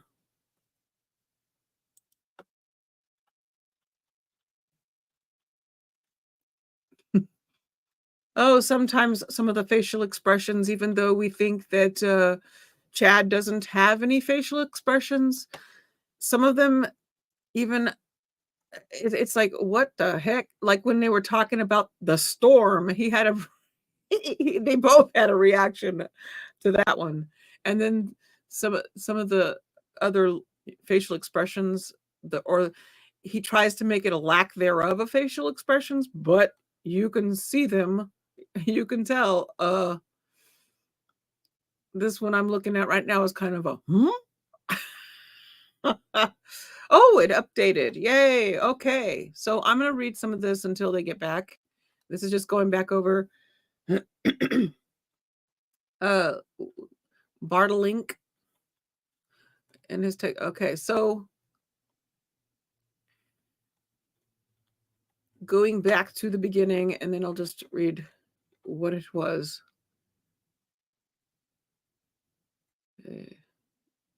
So is Lindsay, oh, I was looking to see if Lindsay Blake was there. She wasn't there for the first part of yesterday. All right. Bartelink learned about he learned about burned human remains and has personally assisted over 100 burned remains cases. He assisted in the World Trade Center identification efforts. Pardon me. Drinking coffee is not the best idea when you're talking a lot, but I need it to wake my butt up. Now I will move to water. Sorry. So he did he assisted in the World Trade Center identification efforts, and his team is the main team who does fire victim recovery for wildfire victims in California. That kind of gives those of us who didn't hear the first part of this a little bit about his background and why Pryor brought him in. So Bartelink has testified in 7 to 8 trials. Pryor contacted Bartelink's office to identify the remains of Tylee Ryan. Bartelink went with 2 colleagues to the Rexburg Police Department to analyze Tylee's remains in December. The 3 forensic anthropologists spent a day analyzing, identifying the remains. Bartelink prepared a report on their findings. Quote, "We found there were certain areas of Tylee Ryan's remains that were absent." Bartelink says. Pryor shows an illustration of the skeleton on the scene, which is the one I put up here. That one. I'll leave that up for a second while I read a little bit.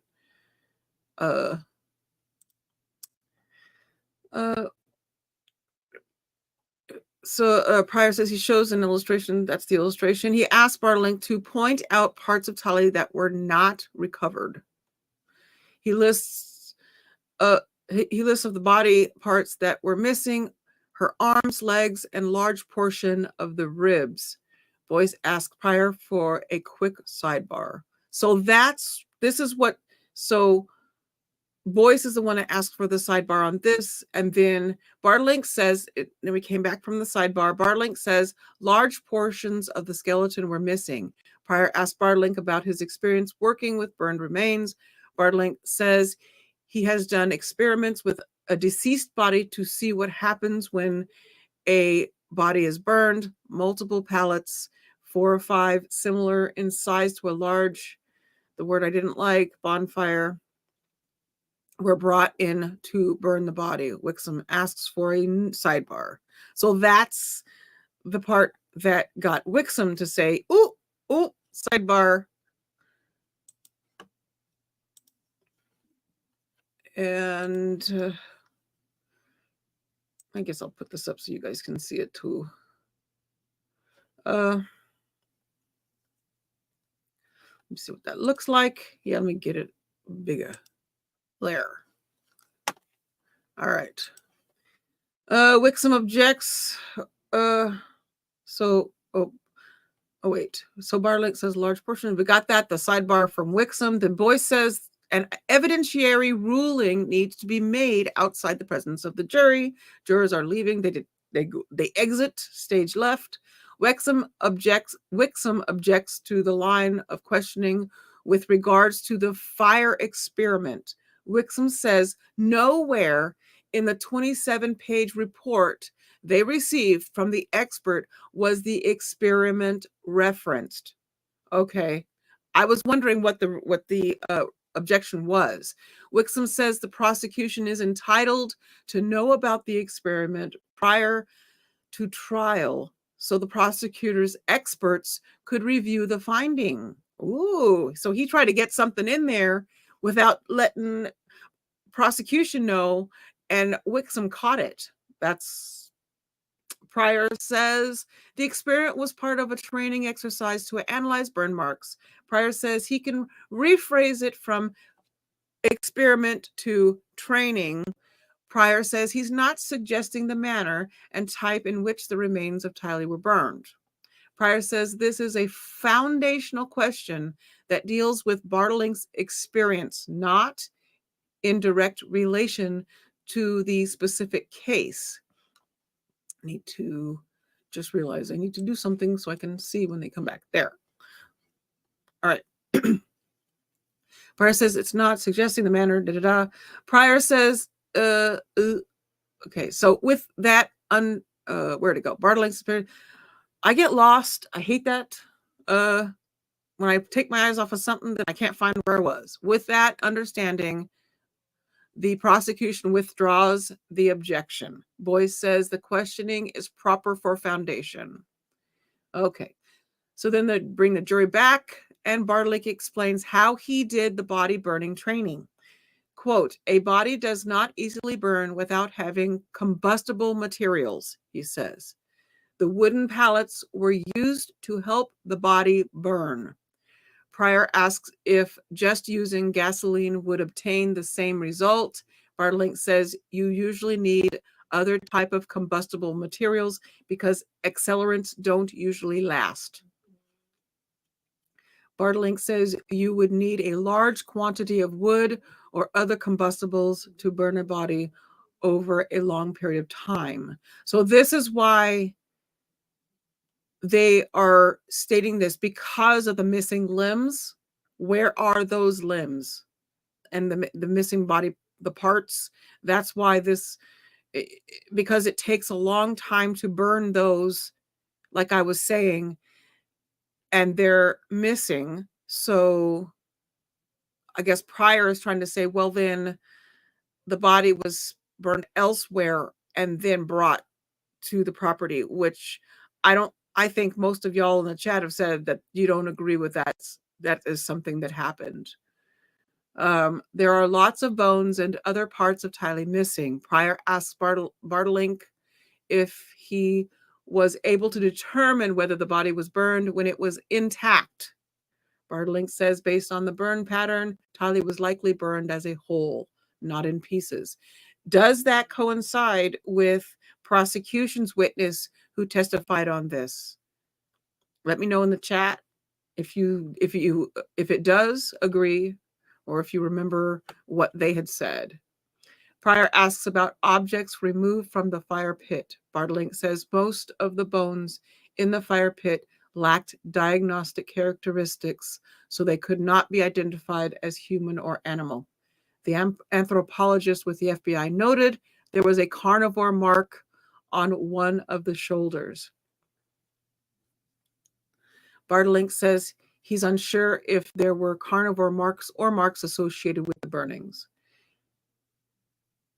So who is it again? Okay. All right. Pryor asks Bartelink if he can determine whether Tylee was burned on Chad's property or elsewhere. Bartelink can't make the determination as to the day and time when the body was burned. So really, this, from what I think that what Pryor wants to say is that she was burned elsewhere and brought. And this witness does not help that, in my opinion. Bartelink believes the body was burned in a hole. Okay. And then Wixom asks Bartelink if he looked at Tylee's autopsy report. He did. He also reviewed FBI reports. Bartelink has a professional relationship with Dr. Angie Christensen, the FBI forensic anthropologist used by the prosecution. Bartelink says his findings are not substantially different than what Christensen found. Wixom asks about whether Tylee could be burned in 2-hour period. Bartelink says it's possible, but there are many variables to consider. Bartelink says it's possible Tylee was burned on the property, but it's also possible that was burned elsewhere. So not really a help, because he's split right down the middle. He's there to give his opinion. He's not there to shore up defense's ideas or their beliefs or whatever that they're bringing, that it was elsewhere, which is what I think he was trying to do with this. Maybe I'm wrong, but I think that's what he was trying to do, and it didn't help. In my opinion, so far, this has not helped that. Bartelink says it's possible there are still bones on the Daybell property that have not been collected.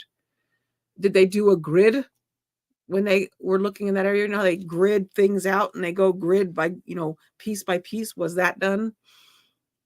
You ever seen evidence collecting grid thing where they map it all out and then they go part by part to find as much evidence as they can?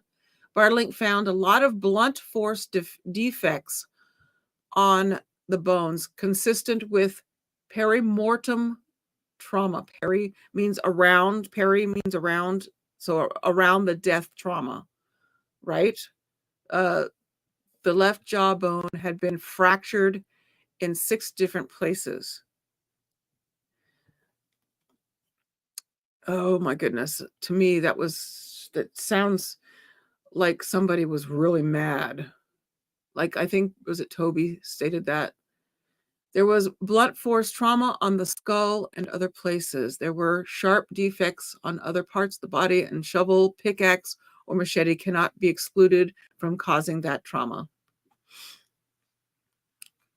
There were 2 rib fractures consistent with blunt force trauma. There were 18 sharp force defects on Tylee's bones. Wixom has nothing further. Pryor has one follow-up question. There is no specific way to determine where these traumas took place. Bartelink says there is no way to tell. Nothing further, and the witness is excused. Then we get into Boyce says we need to take this issue up. This is when they talk about outside the presence of the jury, that defense does not intend to call further witnesses. Boyce says we now need to know if Chad Daybell intends to testify, and we know he didn't, and some of us are slightly bummed, even though we know it's the smartest thing, but still. Chad has a constitutional right not to testify, and if he does not, it can't be used against him during jury deliberations. Pryor says Chad does not intend to testify. Boyce asks of Chad if it's his decision. He says that is correct, and we are now on the morning recess. And then after they get back, we will then see the jury being told that defense is done and they will rest. And then we'll move into the rebuttal portion of the case. All right, let me get us back over here so I don't miss this.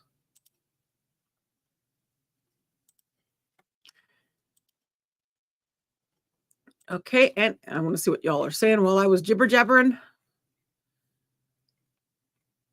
Wait, first, let me see. We should be back. I'm trying to see how chat. So I'm looking to see how long they've been gone, because I forgot once again to look at the clock. So they should be back very soon. So you guys are saying, oh yes, this one right here. Please do that. Thank you, Wendy.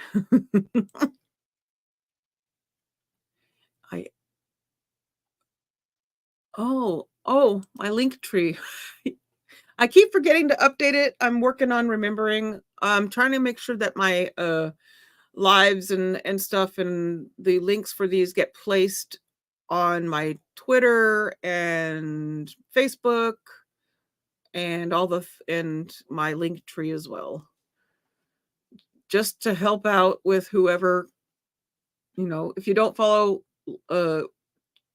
Twitter, you can find the links. If you can't find if YouTube doesn't notify you, you can always get the live. I try to start the live or create the live about an hour before.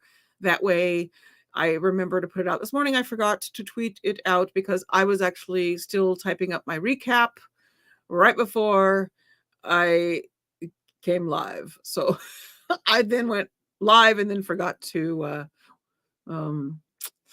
tweet it out and all the things, but it's done. Thank you. Yes, share me. Thank you, Brian. Nice, Brian. Yeah, I like her puppy videos on TikTok. I need to do more with him. When I get my little girl, I'm getting a doodle girl. Hopefully she becomes Ellie to be with Ollie. A friend of mine, a friend of ours in our other community, Sophie, just announced yesterday that she's looking also into a little doodle girl as well. Hers is going to be a golden doodle. So we will have matching doodles, hopefully. I thought that was kind of cute. Hers is going to be a mini, mine are medium size. My Ollie doodle is a medium boy, but yeah, doodles are rock. I can't say it enough. Wendy says that one hurt to hear. I just keep making myself believe all that trauma was to her remains and not. Yes. I also am a very forensics. My mind is very forensics oriented. Like, so when we're going through all this, I have to remember to attach myself to the feelings and remember that part. And I guess it comes from all the years of doing this stuff and having to edit and see all the stuff. And I have never reacted or had a reaction to this stuff like grossed out. The only thing that I've ever really had a reaction to is when children are involved and I see those photos. In this case, I've not seen any of the photos. And so because of that, my attachment to remembering that we're talking about forensics, but then we're also talking about children, is a little detached. And I apologize if I come across where I'll just blurt stuff out about the forensics aspect of it. I have actually edited out photos of burned remains over the years, and I did have a reaction when I was doing that then over the years. There's sometimes some of these cases you just don't forget. It does, especially if you are a visual person like I am, and you're hearing about it is one thing, but then to put the actual visuals to it is a whole nother thing. I also am a forensics person, and I hate to say I enjoy, but I do. I enjoy reading about how they do it, the things that they do behind certain ways that Pryor likes to say things kind of get to me, because I think that's what he's trying to do to the jury. I think he's trying to use certain words that he knows are going to affect the jury when they hear it, like using dug her up.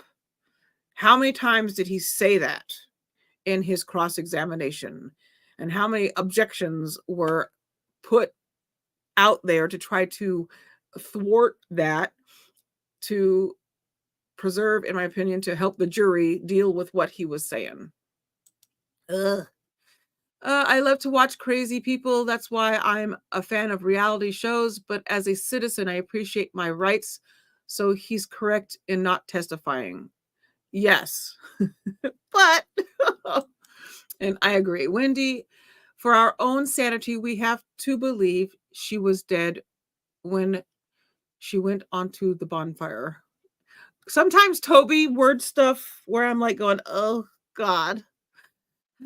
It's one thing when it was with a certain other place, but here I'm going, oh good. I keep looking now at things because this is all different for me. This is me trying to deal with YouTube and things that are said, and what do I say out loud that can be typed in a chat, and certain words and phrases and that kind of stuff. So if you see me kind of struggling with, not because the things were, like, oh, the words you use get me, but it's because that I'm trying to make sure that things that come out or that I say verbally don't cause issues with my channel. If you're a larger one, it's okay. But if you're a small little dinky one like me, it does matter what you say sometimes. So there was a case in Arkansas or Missouri where a daughter went on a bonfire and mom was acquitted of murder. See, there's, and I just did it. But so far everything's been okay with the stuff that we've been saying. So, so sometimes Toby's very direct, which I appreciate. So am I, and I have to remember that. Yeah, I don't know what case that was. I don't know the name. I'm terrible at names. Chad knows his religious delusions won't play well with the jury. Probably yes. Toby says they couldn't prove a cause of death, or if she was already dead when put on the fire. So in a bench trial, mom was convicted of desecrating a corpse, but not murder. Don't apologize. I think it makes you more credible as a trial content creator. Okay. Brian agreed with something, but it took me so long to get down here. I now don't remember what I said. Pryor did a good job, in my opinion. He definitely raised my reasonable doubt meter at times. Okay. I don't know yet. I don't know. It'll be interesting to see. I hate to say it, but I'm struggling being unbiased in this case. I think I've said that from day one, that there are certain cases where I really do struggle. And this is one of them where I go in already with a bias. And I can say that as a trial watcher, even though I hate that I'm not able to stay on the fence in this one. But at least I have Wendy next to me who brings that side because she's able to and I'm not. So I actually, this one right here. Are you leaning towards the dark side? But yeah, this is a case where we've been following this, and I think I see it also in Nate. I think he's truly struggling with the defense side as well. I can kind of see it. And I think that that's because he's covered it for 4 years, and he's been asking where are the kids? You know, how long did a lot of us ask, where are the children? Why haven't you not produced the children? So there's that, because of, you know, us looking at the media and all the things, that it makes it a little bit more difficult to stay on the fence for some of us. I'm not saying anything about those who can, because I wish I could in this one, but nope. I am fully off the fence, and I'm over there, not on the dark side.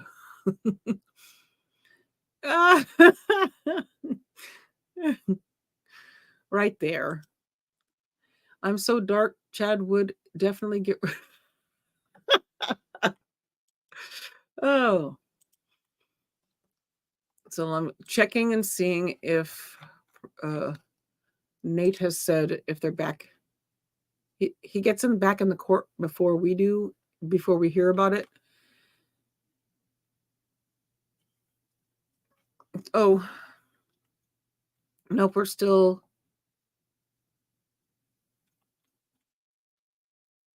So they said that they would. Oh, they had that hearing. It was 40 minutes ago already, but that one says 13. I'm confused. Wait, let me refresh again.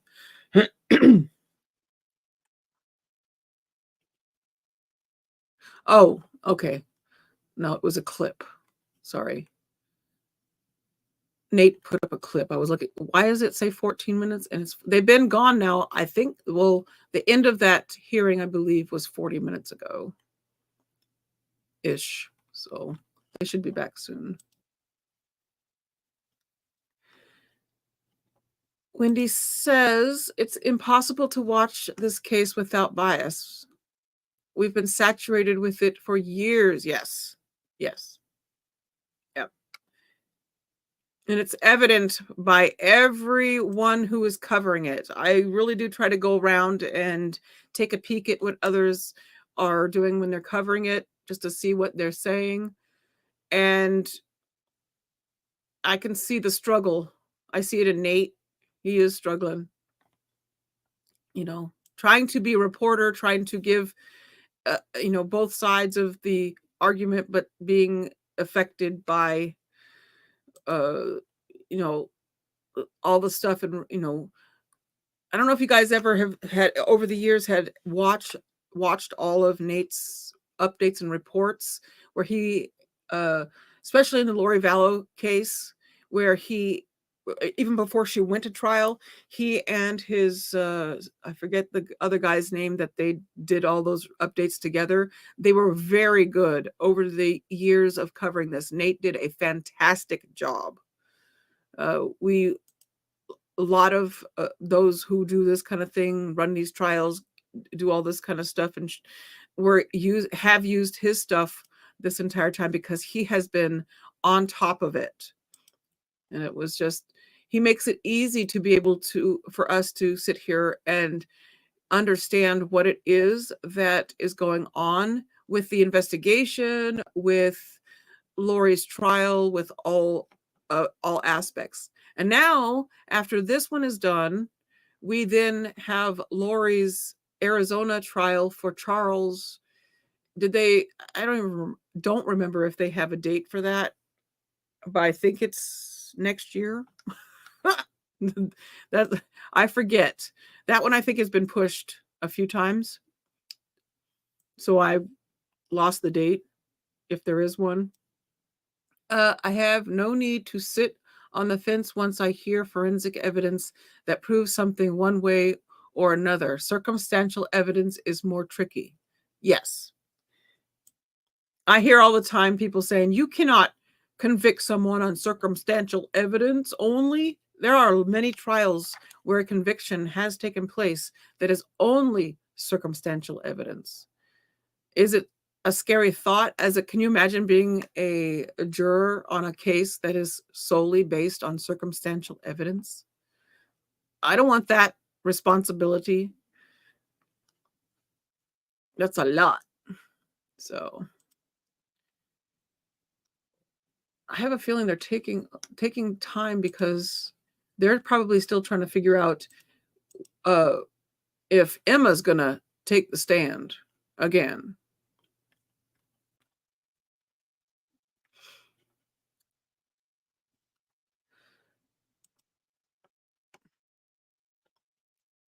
Limon says, wow, I was able to catch up quickly. I can't believe how poor this defense was. It's interesting too how our different sides see things. Like one person can really see the defense, like what Wendy said. Said Pryor did a good job. He definitely raised my reasonable doubt meter at times. And then we have Lemon who says, wow, I was able to catch up. I can't believe how poor this defense was. So I think it's interesting to see how we can see different things and then bring it to light together and kind of show each other like, okay, yeah, you saw this and I see this. I see it this way. You see it that way. Wendy says, Addi, could you please explain why Emma might come back? I missed that. There was some stuff. See, I could have played. I should have played that. I could have played. There was some stuff that she had said that prosecution wants to, that opened the door for prosecution to question her on. And that's what that motion was for partially yesterday. The specifics of it, I'm trying to, I can't it was just stuff that oh, I went fuzzy. Come on, there you go. Lighten up. I moved too fast and it went fuzzy. So unless it's my eyes. Sorry. If you guys watched that thing, motion, what did you get out of it? What was it specifically that Wixom was having an issue with when it came to Emma's testimony? Because there was just stuff that was said, and that he wants to bring her back up and go back over that. Pryor objected to them doing that, and judge actually said that if it has to, it can be in the rebuttal. And I don't know. I should, let me see. I'm going to see if I can play this real quick. I actually put a thing. Hold on one second. Let me go back here. Videos. See, I don't know when they're coming or how soon they'll be back. Let me.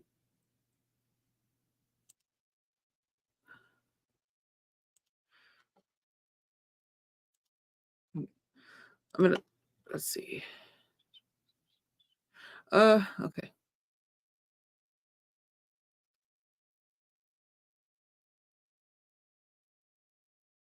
I think it was something, now that I'm looking at motions. So the motions were to consider state's motion in limine related to the upped insurance. And then, it was this part right here. Let me see. Defense gives their argument. Judge Boyce gives his answer.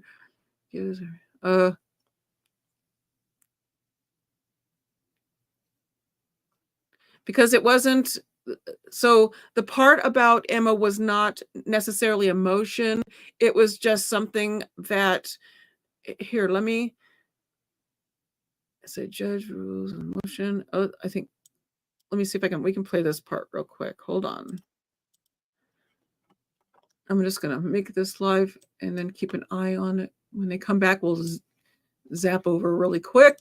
Hold on 1 second.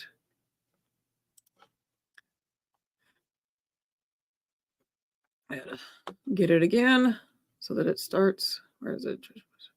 It's this. All right, moving on then, 2 other potential witness issues that state wanted to raise as it related to Deputy Cannon, I believe, and Detective Hermosillo. Your Honor, Detective Hermosillo might be the quicker issue to deal with. Oh, wait, it's the insurance one. You're right. Okay, hold Detective on. Hermosillo I believe We're the gonna go defense did as well. I lost it. Where'd it go? Where'd it go? We would let the court Ooh, know there that it is. Detective Hermosillo has been hyper vigilant about not Yeah, watching that was the any Hermosillo. portion So of it's this the trial. motion to We reconsider feel it necessary. this one, right? Because I'll put this up on the screen. So Emma said that her husband's, their, Okay, we are going on the record now, and we are live streaming these proceedings, so they are open to public access in that manner. However, just given the way the day worked out at the conclusion here, we've already had the general public exit the courtroom. And for official present here, we are going to, as this will conclude the day as well. So what the court skipped. has before it is a motion to reconsider state's motion in limine related to Upton Insurance, quote unquote, they're back. filed May Never 22nd. mind, they're back.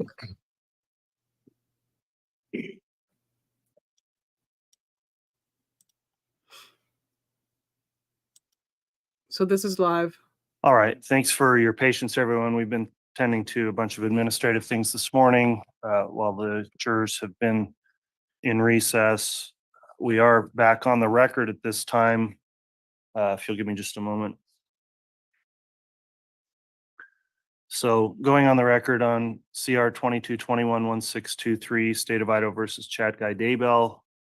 The courtroom's open, public present. The jurors are not here. While the jurors are not present, I understand, first of all, the defense intends to rest, and in order just for efficiency, perhaps out of order here, there was an issue that came up with a proposed state's witness that would be testifying this morning. And I think in the interest of time and avoiding a subsequent break, if the parties don't have any objection, I'd like to take up that matter if we could on the proposed testimony of Deputy Cannon, I believe, is the witness. If there's something to discuss or determine outside the jury's presence, perhaps, I don't know if counsel's discussed that, but that was the information I got. So Mr. Wixom, is the state intending to call him after the defense rests? Yes, he would be our next witness if the court allows. Okay. And where it's going to be your witness, Mr. Wixom, if you could just make a proffer to the court about what you think may be the issue, and then I'll see if the defense has any either motion or response to his further testimony in your case in rebuttal. Thank you, Your Honor. I might just do three things. One is what we think he'll say, why we think it's important that we be allowed to call him to say it, and then some legal authority that we think the court can look to. All right. And before I guess we get there, I should confirm, Mr. Pryor, any objection to taking up that issue out of order before you rest? No, Your Honor. Okay, thank you. So, Mr. Wixom, then if you'd like to proceed with the points you were going to make, I'll hear from the defense after that. Thank you, Your Honor. With respect to the first point, what we believe that Deputy Cannon will testify to if you allow him to be called again is that back on October 9th of 2019, when he responded to the attempted shooting call regarding Tammy Daybell, he will testify, and I suspect adamantly, that at no time was he ever shown anything on a computer screen, any pictures. In fact, he'll testify he didn't even set foot, as I recall, into the house. If he did, it was just barely through the doorway.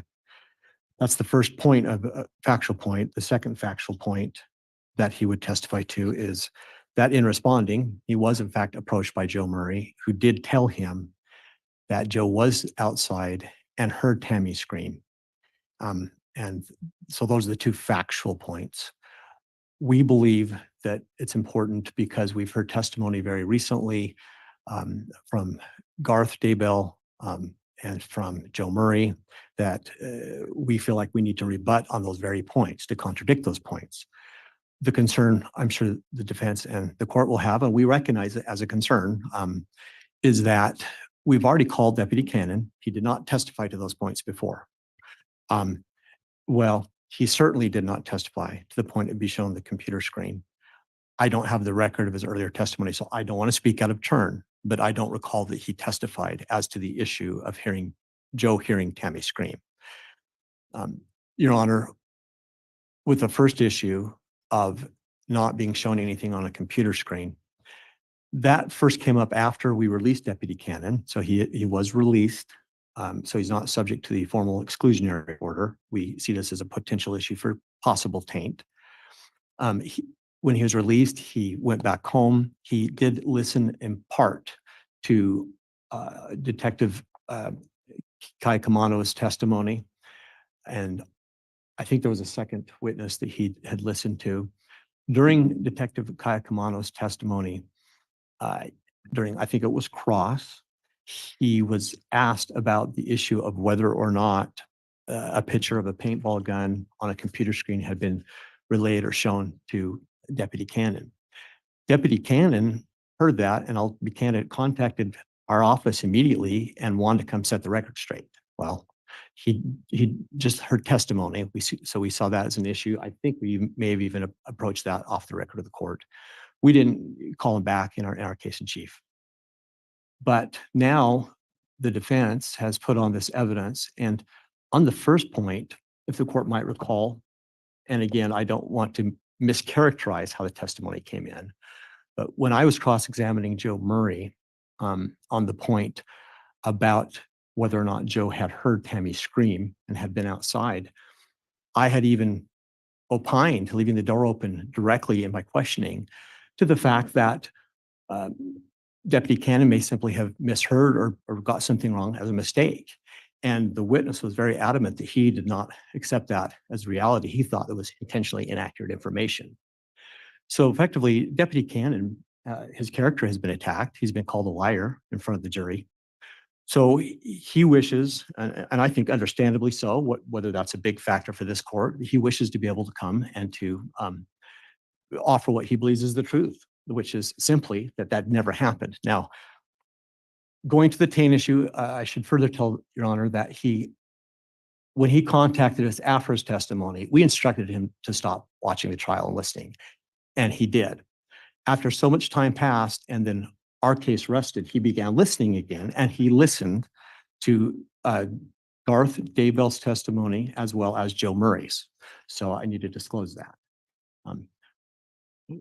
As being pointed out, in our case in chief, we did try to formally call him back, and I think we addressed it with the court, and we were not allowed because he had been listening to testimony, and we understand that. Why we think it's different and why it would be unusual, Judge, is first of all, we look to Idaho Rule of Evidence 615. It says, at a party's request, the court may order witnesses excluded so that they cannot hear other witnesses' testimony, or the court may do so on its own. But the court has full discretion to decide what to do in this instance. Then I would further just point to the court to a rule I don't often hear cited in legal proceedings, but it's nonetheless there. Rule 102 of the Idaho Rules of Evidence stands for the very basic proposition that these rules should be construed so as to administer every proceeding fairly, eliminate unjustifiable expense and delay, and promote the development of evidence law to the end of ascertaining the truth and securing just determination. The state's position is that, particularly with that first point, it simply is not true that Deputy Cannon was showed any pictures of a paintball gun on a computer screen. And frankly, on the second point, Your Honor, Deputy Cannon his character has been attacked. He's been called a liar. And so we feel like in the interest of trying to ascertain the truth and to secure a just determination on these very narrow issues that we should be allowed to call Deputy Cannon.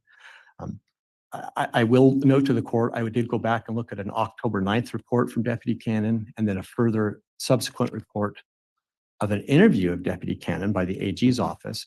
And there's nothing in there that contradicts what he might testify to. Frankly, if it never happened, there'd be no reason to see any reference in the report that he was shown any pictures in a computer screen because it said it never happened. So that's really where we're at, Judge. We understand that there's an issue. He has watched testimony. We do think on these very narrow points that the court should allow us to call him. All right, just to clarify there, Mr. Wixom, in prior testimony, and I'm of course thinking back over it as well, but you said a couple of times he's been called a liar. I don't know that the term he's a liar came out in testimony, did it? No, I agree. That was just a characterization of, Okay, so there's been a clear contradiction, you could say, in testimony between two witnesses. I wanted to make sure I didn't recall hearing anyone refer to him as a liar other than an argument here. Is that accurate? he never used that word, Judge, but as I recall, his characterization of Deputy Canyon's version of the facts was that there had been some intentional inaccuracy. I'll leave it at that. But he did not use an inflammatory word like liar. He did not do that. Okay, thank you. All right, Mr. Pryor, then there's a proposal by the state in their rebuttal case to call witness Deputy Cannon. You've heard the argument and understand, I'm sure, the issues here, and also that he's also been listened to subsequent testimony. What's the response from the defense on this proposed witness testimony? Well, Judge, there's a couple of things I'm still a bit confused about. They're going to suggest that at no time, one, that Deputy Coulter viewed a video that was claimed that he viewed. Is that one, Mr. Wixom? Yeah, I'm not sure that there's a video, but I think the testimony from your witness. Computer. Yeah. It was a Google search of Google search, yeah. And two, at no time that Deputy Coulter was inside the home. Is that what the other one? I believe that what he would say is he had just put his foot into the door and just barely crossed the threshold, but he didn't go inside the home to talk to anybody other than Tammy. Okay, so Judge, one of my concerns is this, is that we went over his statement at the time of his testimony on cross. And one other point there, there's a second also statement about him talking to, with Joe Murray, and whether he heard a scream. I think that someone said that she screamed or he heard a scream. So that's a separate issue as well that you can address if you'd like. Sorry to interrupt. And Joe, and Judge, one of the difficulties, Your Honor, is this, is that, in reviewing Officer Coulter's report, the very first sentence of his report, and I quote, "On October 9th, 2019 at 21:40 hours, I was talking to Tamara Daybell in her front room of her home." So for Officer Coulter now to say, well, I only just stepped in. Well, that's not what that's suggesting. The first sentence says he was talking to her. And lo and behold, Judge, that computer is in the front room of the home. And he was there long enough to then identify the fact that Garth and his son, or Garth and Chad, were at the front door leading into the kitchen. The concern I have is this, Judge, is that this witness was called, he was cross-examined, and and there was the ability to recross. And now what's happening is they don't like the tone of what was testified to, and the evidence isn't favorable to them. So what they're going to do is engage throughout this rebuttal in a process of trying to discount everything that we've presented in our case in chief. And they're going to start with Officer Coulter and pick these little things that they can differentiate. And they shouldn't be allowed to do it. That's not what rebuttal is all about. They can challenge evidence, but they've excused this witness. They've excused this witness, and this witness has now been tainted by looking at all of this other evidence, by reviewing all of this other evidence. And Judge, you're right. I never called Deputy Coulter a liar. Did I challenge his accuracy of what he said? Absolutely. That's my job, to challenge witnesses as to what their statements are. And the state had a chance to recross, and they elected not to go forward any further and inquire. And now after the case is over, it's sour grapes, and they don't like what has been presented, and they've got to figure out a way to try to punch holes in any little thing they can. The only problem is this witness has already been tainted. So tainted, Judge, that he's offended by Mr. Wixom's own statement that in some way I've somehow called him a liar. Well, that sounds to me that we don't have a witness who's going to get up there and say, anything that's consistent with his report. What he's going to try to do is prove that he's not a liar. And that's not what this was designed to do. Rebuttal is a whole other purpose. And on the issue of 615, Judge, and excusing witnesses, that's designed when a case starts, and by motion, either party can make a motion to excuse witnesses. That has nothing to do with after the state rests their case, and suddenly they decide that, oops, we shouldn't have released Officer Coulter, and now on second thought, let's bring him back and let's take another crack at the defense's presentation of evidence. I wholly object to this tactic. And if the court opens this door, you're going to open the door to a litany of rebuttal that could go on for days, and it's highly inappropriate. All right, Mr. Wixom, any responsive argument before I make a ruling here? Very quickly, Judge. Frankly, Judge, it's certainly not a tactic. Rebuttal is something built into the rules, built into the system. It's part of a litigation of a criminal case. With respect to some more specific points, the state can't anticipate when we do release a witness that inaccurate testimony is later going to be offered by the defense. And that's what we think happened, particularly of the questioning of Detective Kayakamano. In fact, as I recall, I think it was defense counsel who offered that. No witness did. He offered that in a cross question, this idea of being shown something on a computer screen. We can't anticipate that coming in.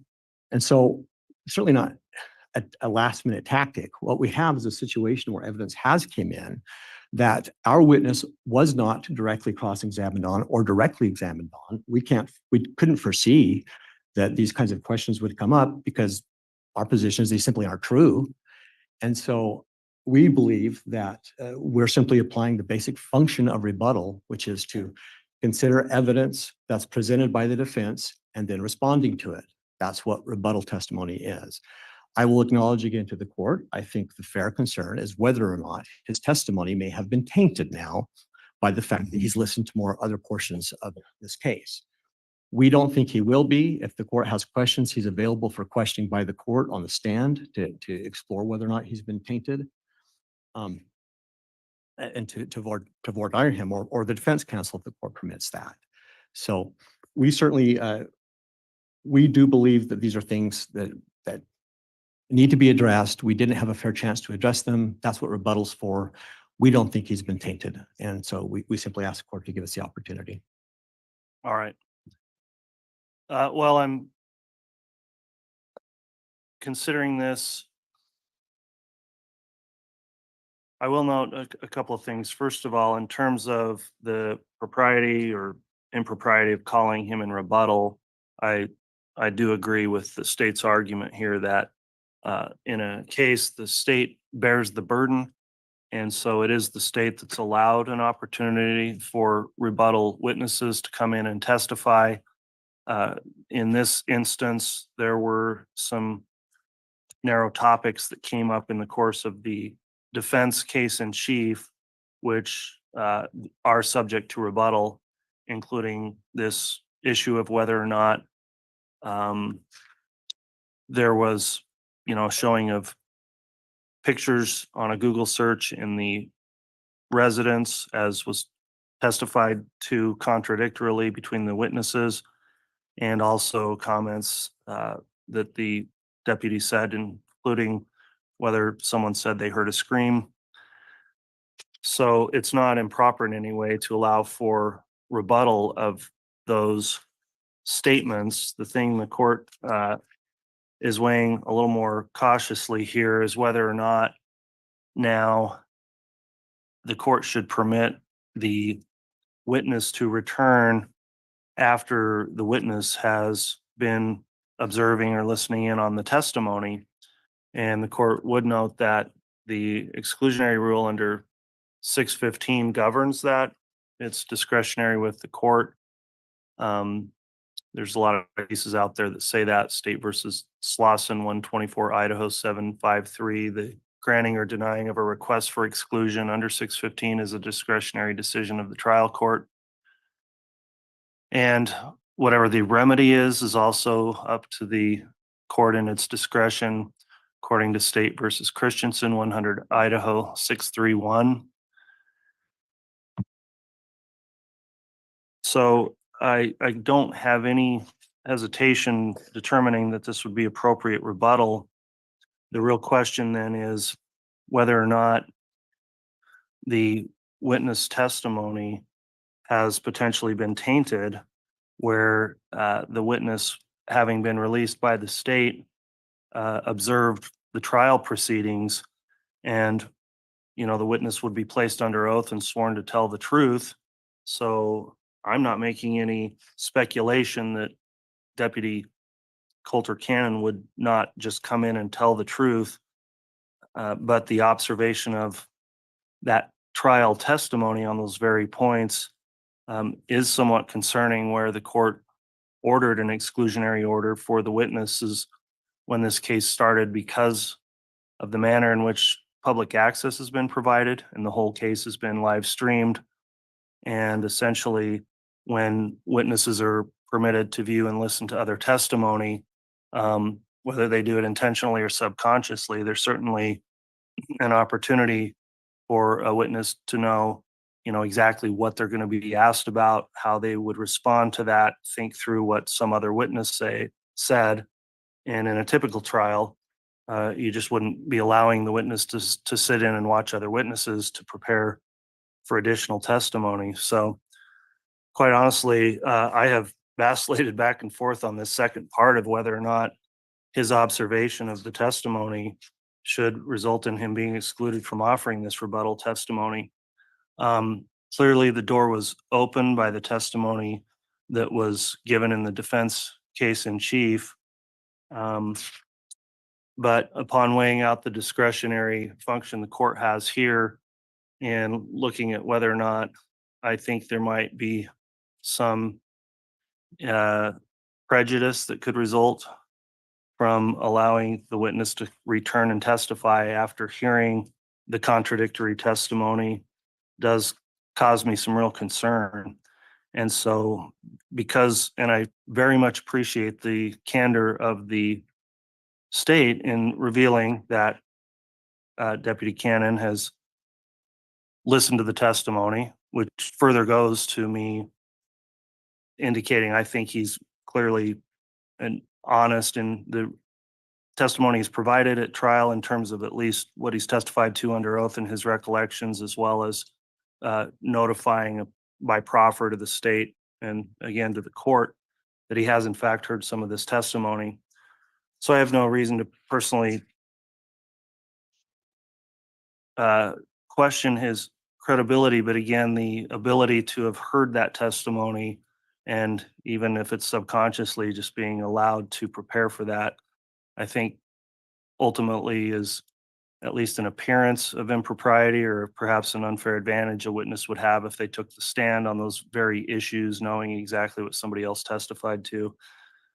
So the court is going to not permit his testimony in the case in rebuttal on those topics, not because they're improper rebuttal, but because in this particular instance on these particular topics, he was able to know precisely what was testified to. And with the defense objection, I think it is proper that the jury will be just left to consider not which version of the events they do believe. So for that reason, I am going to grant the motion of the defense to exclude the testimony of Deputy Cannon. So that's going to be the court's ruling on that issue. Mr. Pryor, do you have any questions on that? No questions, Judge. Any questions from the state? No, Your Honor. Okay, thank you, counsel, for bringing that up to my attention outside the presence of the jurors. At this time, then, we'll go ahead and bring the jurors back in, and then is the state going to have additional rebuttal witnesses today? Yes, Your Honor, we're prepared to call another witness. Okay, thank you, counsel. We'll have the jurors return to the courtroom then, and then Mr. Pryor, where we left off is without you having yet rested, so I'll bring up that issue in the jurors' presence, and then we'll proceed if there's rebuttal witnesses by the state this morning. Thank you, Your Honor.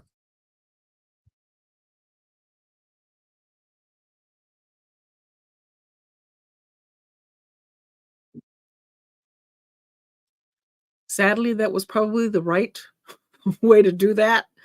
But I kind of wanted to see it happen. But nope.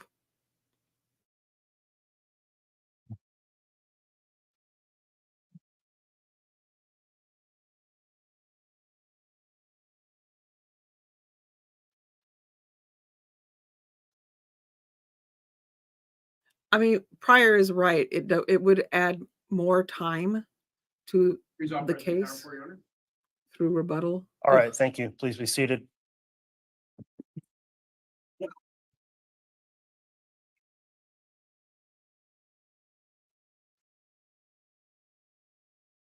Okay, we're back on the record now on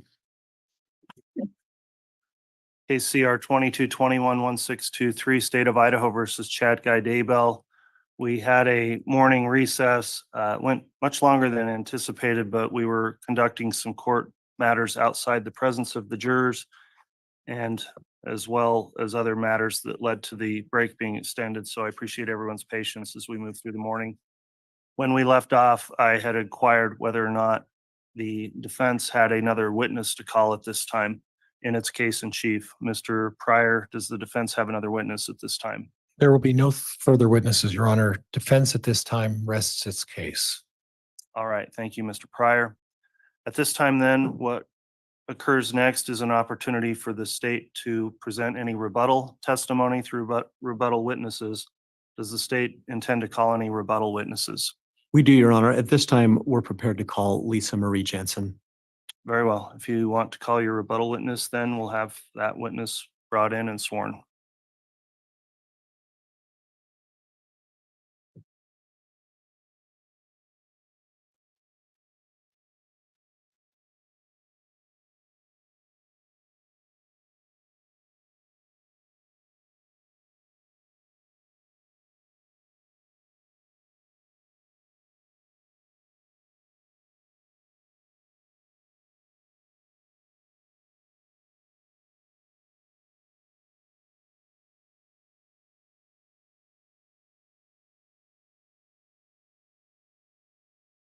Solemnly swear or affirm that the testimony you are about to give shall be the truth, the whole truth, and nothing but the truth, so help you God. Yes.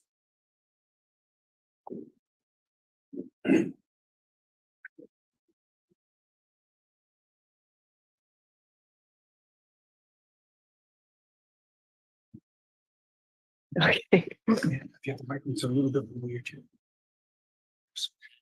Right here. Thank you. All right, at this time, Ms. Jensen's been sworn. Before we have further testimony on rebuttal, Mr. Wixom, I am going to inquire on the court's exclusionary order. Ma'am, have you observed any of the trial testimony that's occurred since this case started? No, I have not. Okay, have you talked to anyone else about any testimony they have given in trial? No. Okay, thanks for your responses. Mr. Wixom, if you'd like to inquire on direct, you may. Thank you, Your Honor. Ma'am, will you please state your full name for the record and spell it? Lisa Marie Jensen, LisaMarieJensen. Thank you. And can you please tell the jury, where is it that you live? I live in Sugar Salem, Idaho. And what do you do for a living? I am an educator at Central Elementary Okay. And where is that school at? in Sugar Salem, Yeah. Sugar City. Do you know a Tammy and an Emma Daybell? Yes, I do. Tell the jury how you know them. I run our Title I department and I supervise paras. And I hired Emma as one of my paraprofessionals before she was hired as a third grade teacher. So we worked together. And Tammy Daybell was our librarian and computer specialist. And I want to draw your attention back to 2019, particularly the beginning of the school year. During that time frame, was Tammy someone who you would regularly interact with or see at the school? Yeah. Can you explain what occasions you'd have in the line of your work to interact with her? Yeah, we didn't, our jobs didn't align necessarily. She was the librarian. Many people often think, oh, you're the reading specialist, so you must work closely. But we just were mostly friends and colleagues at the school. Did you see her do her work at the school? Yeah. How often would you see her doing her work? A couple times a week. Okay. And what kinds of things do you recall observing her do while she was working? She ran our library. She did our computer specialist. She was our go-to if there was something that needed to be done and we didn't know who to do it. Tammy was our girl. Did you have a chance to observe any physical activities that she did in her work? Judge, I'm going to object at this point. It's going beyond the scope. Overruled. You may answer. Will you repeat the question? Did you have an opportunity to observe any physical activities that Tammy did at her work? Just normal day-to-day physical activities, yes. Could you describe some of those things to the jury, please? As educators, we're just on our feet. a lot. She was back and forth between the library and the computer lab. She also did recess duty, so she was just all over the school a lot. She was busy. Overall, do you feel like you had the opportunity to make general observations about her health and wellness? Sure. What did you observe about Tammy? About her health, Yes, ma'am. that she was well and healthy, and she strived to keep herself that way. Judge, I'm going to object at this point without any additional foundation. Overruled. Any other observations about her health? She was well. You just used the word she strived to keep herself that way. Can you explain to the jury what you meant by that word? Yeah, she every day, even if she had on a dress, she would wear her tennis shoes. I loved that. She she aimed to get steps in. She participated in exercise classes. Judge, I'm going to object at this point without some additional foundation. I'll sustain that. You just mentioned something about steps in. Can you explain to the jury what was the observation that you made and when did you make it about seeing Tammy get her steps in? I don't know when I would have made that observation, just in the time that I knew her, but she would wear a Fitbit. She exercised frequently. Judge, I'm going to object at this point and move to strike. There's no foundation to support that. It's overruled. You can cross on that, Mr. Pryor. Did Tammy ever, particularly during that last few weeks before her passing, did she ever complain about being sick or feeling unwell? No, Do you remember her missing work at all? no, In the context of observing her do her work, the physical aspect, did you ever notice her to get tired or exhausted? no, Did she ever seem winded to you? no.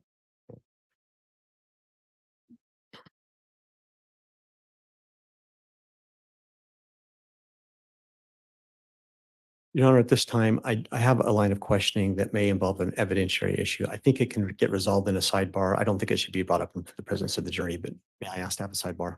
Yeah, we can have a quick sidebar, counsel.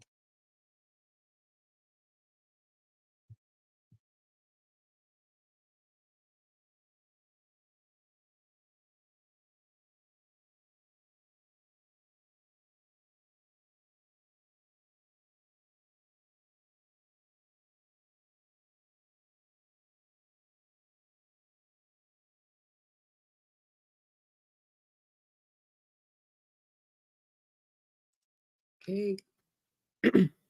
I have to, dyslexia makes me clear my voice after I hit the unmute button. Hey, Rabbit, good to see you. And Susie Q, good to see you. So another witness that knew Tammy that said she was not sickly.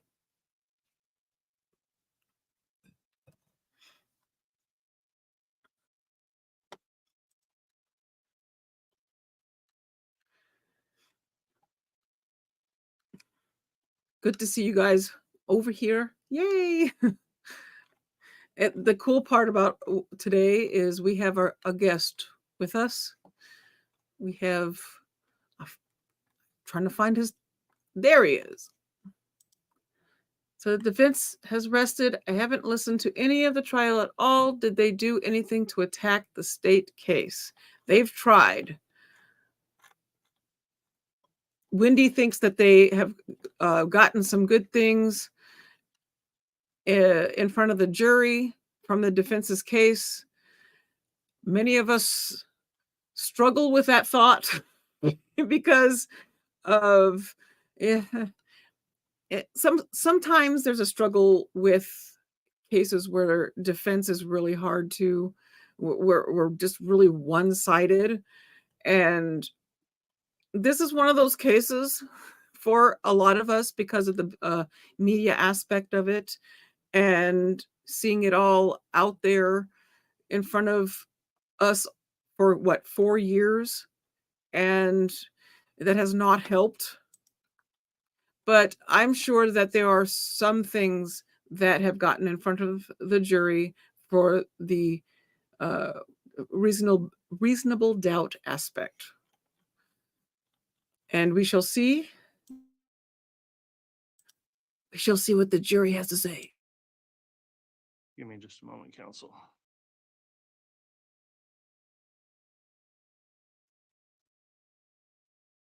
All right, in a sidebar, the court was shown a potential statement that counsel for the defense has been able to review. I don't want that statement published to the court in the objection, but Mr. Wixom, is the proffered statement going to be elicited through a question to this witness? It would be, Your Honor, yes. And Mr. Pryor, is there an objection to that proffered statement?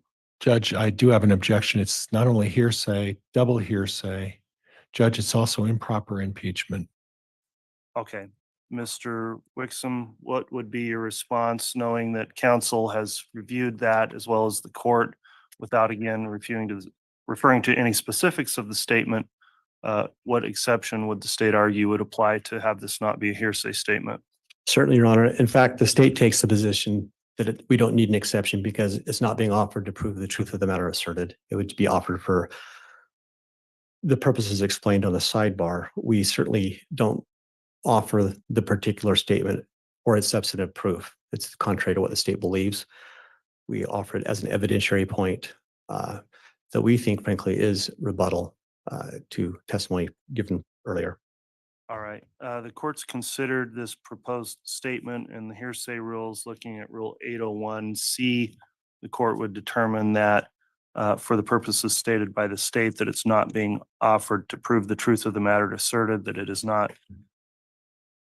isn't a hearsay statement. So for that reason, the objection's overruled and you can continue with your direct, Mr. Wixom. Thank you, Your Honor. Ma'am, again, calling your attention to the time after Tammy died in 2019. Did Emma ever make a statement to you about why she believed or how she believed that her mother had passed? Yes. What did she say to you? She said that it was related to a blood clot. That's what the doctors were suspecting. And that was the reason she gave you for her mother's passing? Yes.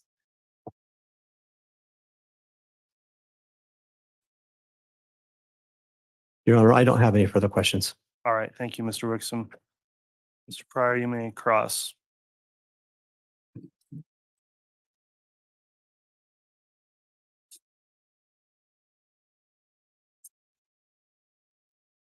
Good morning. Pam, can you tell me on a weekly basis how often you'd have contact with Tammy Daybell? A handful of times. What's a handful? I worked in that building 2 to 3 days a week, so 2 to 3 days a week. And for what length of time, the 2 or 3 days a week that you would work with her, would you have contact, meaning more than just a casual walk by? Probably one time a week. And when you had the one time a week, actually, that you would have this contact, was it just a brief hi or was there discussion? There was discussion. And how long would that discussion take place once a week? Anywhere from 5 to 20 to 30 minutes if we were eating lunch together. Okay, and you had a habit of eating lunch with Tammy, is that right? No, I did not. Okay, so when would the 20 to 30 minutes, if you didn't eat lunch with her, come from then? It was not a habit, but it happened in our time together. Okay, and how often during your time together did you have time to sit down for 20 or 30 minutes and have these meaningful talks with Tammy? If on the rare occasion that we ate lunch together, we would do that. She would come into my room in the mornings more often. Okay. I have 5 other women that work in my room and she enjoyed spending time with them as well. We're all readers, as was she, and she loved to share book ideas with us, and she enjoyed to chat with the other women in my room and myself. And in this relationship then, would Emma also be one of those to go in the books and do this as well? Not when no, she was not working for me at that time. She was a 3rd grade teacher at that time. Okay, and Tammy was the librarian, is that right? Correct. And would you agree with me, this is a relatively small school? Yes. And when I say small, how would you define small? 15 teachers of regular classes, myself, librarian, PE teacher, principal. So not a significant amount of distance between one end of the school and the other end of the school. Would that be fair? That would be pretty subjective, I guess. Okay. And would it be fair to say that you didn't share the same relationship with Emma that you shared with Tammy in terms of contact? I probably had have a closer relationship with Emma. Now? Yes, I still consider Emma my friend. Okay. But at the time, these once a week meetings of a significant amount of time were with Tammy though, right? Correct. And you would describe Tammy as someone who's a bit of an introvert? Objection, Your Honor. That misstates testimony. Overruled, it's just a leading question. Would you consider Tammy a little bit of an introvert? No, she was a very friendly person. She felt very comfortable in our school and among our colleagues. We're a very close, tight-knit school, and she always felt very comfortable around all of our colleagues. So you would then say she was an outgoing person? At school, yes, which is where I knew her. Okay. And this outgoing person who had met with you once a week would talk about books, right? Yeah. Okay. Would talk about what's going on in the school. Sure. And then at that time when you were having meetings with and doing these once a week meetings with Tammy, you weren't at the same time doing the same thing with Emma, right? Not at the same time because Emma was in her classroom. Okay. But at some point, were you doing the same thing, meeting with Emma once a week and spending these deep, meaningful discussions with her as well? Emma is my friend. So Okay. I would have discussions with her like I would any other friend. Okay. And this close friend, you describe Emma as a close friend? Yes. And this close friend decided with another person that she works with at a school is going to confide in her a very private issue about her mother's. Objection, argumentative, Your Honor. Sustained. So are you suggesting that Emma would share with you a very private issue about her mother's death? Is that what you're suggesting? It wasn't a private issue. Her mother had passed away and she was sharing the cause. Well, don't you consider that a private issue? Objection, argumentative, No. Your Honor. Okay, nothing else, Judge. Thank you. All right, well, I'm not gonna rule on that objection. Those questions and answers will stand. Mr. Wixom, if you'd like to redirect, you may. Your Honor, I have no further questions. Okay, that will conclude the testimony of the witness then. Is there any reason she'd remain under subpoena from the state? No, Your Honor. Not Okay. from the defense, Judge. All right, you're released. Thank you for appearing and testifying today. You're welcome.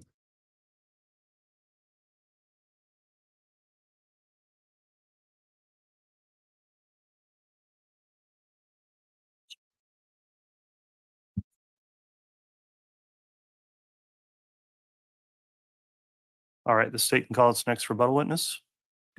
Thank you, Your Honor. The state will call McKay Abegglen.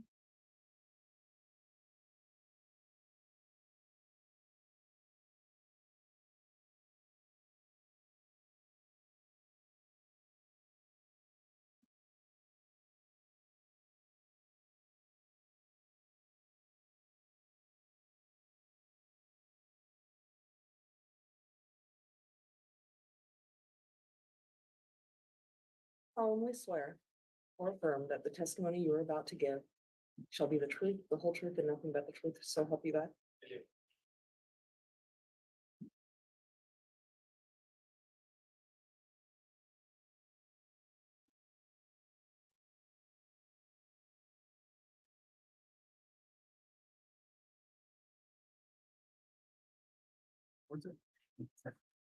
Okay, thank you.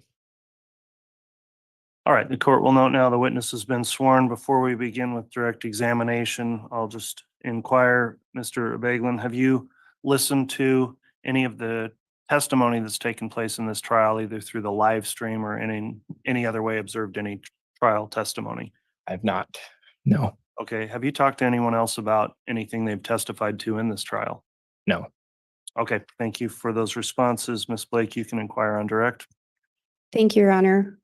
Would you please state your name and spell it for the record? Jason McKay Abegglen. That's JASON MACKAY And do you go by McKay? Yes. Mr. Abegglen, do you know an individual named Garth Daybell? Yes, I do. How do you know him? We worked together at a haunted attraction called the Haunted Mill. And where's the Haunted Mill located? It's in Teton, Idaho. And when you say Teton, Idaho, is that the city of Teton? Yes. Do you recall approximately when you worked there with Garth? I started working there, I think, in 2016, and we had worked together for quite a few years. But I worked like right next to him the year of 2019. We worked, yeah, really close. And when you say you worked right next to him, can you explain a little bit what you mean by that? He was just one room over from mine. And so if it was slower, we could like talk to each other and stuff. So, And with the Haunted Mill, typically how long is that open? Is it a seasonal attraction? yep, it's open for roughly the month of October. And so in October of 2019, you were working in close proximity to Garth. Yes. At some point, did you and Garth develop a friendship? Yeah, we did. Did you sometimes hang out outside of work? We went to a few haunted houses together after the season had ended. Yeah. Did you hang out when you were at work and associate with each other? Yes. Did Garth generally talk to you about any issues within his family? Nope. Do you recall an occasion when he did share something with you about some family issues? He told me it was the following weekend after his mom's passing. He talked about that. What do you recall him telling you about that? I remember he said that he found her when he got home from work, and he didn't know where his father was. And I don't remember if he said that she was in the bed or next to the bed, but she said she was kind of pale and her lips were blue.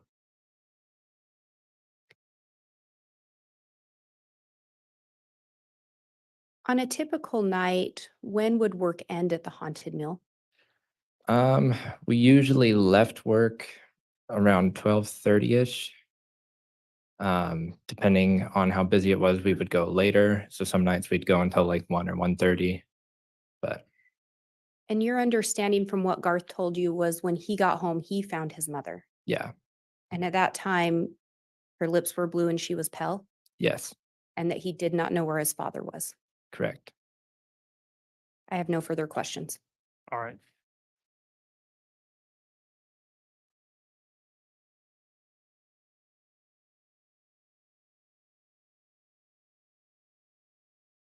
All right, Mr. Pryor, cross-examination. Thank you, Your Honor. Sir, what was the work schedule at the Haunted Mill? We would open around 7:30 and then it would go to midnight, but we weren't able to leave until the rest of the customers made it through the attraction. And what days of the week would the Haunted Mill be open during the month, just the month of October, correct? Correct. And it would be open. They changed their schedule. I think the last 2 weeks of the month it was full time, and then the rest of the month it was just on the weekends. So if I understand correctly, that the last 2 weeks of October would be every day? Yes. Did that include Sundays? No. So it was Monday through Friday or Monday through Saturday? Monday through Saturday. Okay. And the day that the Haunted Mill would close would be the 31st of October, Correct. Halloween. Hmm. Okay. And do you know the day that Tammy Daybell died? I do not. Okay. So when you told the prosecuting attorney that it was the week after her passing, If you don't know what day she died, how do you know it was a week after her passing? Garth he took a day off after it happened, and then he was back the following weekend. So it's just when I saw him next. Okay, so it was the following weekend after the date that Tammy allegedly passed away. Correct. Did he mention anything about attending funeral services or any memorials the following weekend? No, he did not. Did he say anything about having to do visits with his church or anything like that as part of any program the weekend after that? No, he did not. Okay.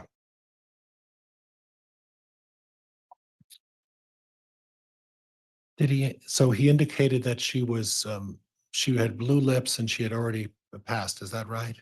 Correct. Did he indicate to you that at that time he played video games until 3 o'clock in the afternoon? Objection, Your Honor, misstates testimony. Overruled. Did he say anything to you about the fact that he was playing video games until 3 o'clock that evening? Sir, No, he did not. did he say anything about hearing snoring coming from the room that night as well, sir? No, he did not. Okay. And you and Garth would be such close friends, you went to 2 haunted houses in 3 years? Objection, Your Honor, misstates the testimony. Argumentative. Sustained. Move to strike. I'll strike that question. So how many, you mentioned that you went to a couple of haunted houses, is that right, sir? Yeah, we did that all on the same night. The same night as what? It was, I think, the following weekend after our attraction had closed. We just went and visited some other places that were still open. On the 31st. Who went with you? It was myself, Garth, Kara Briggs, and Emma Moss.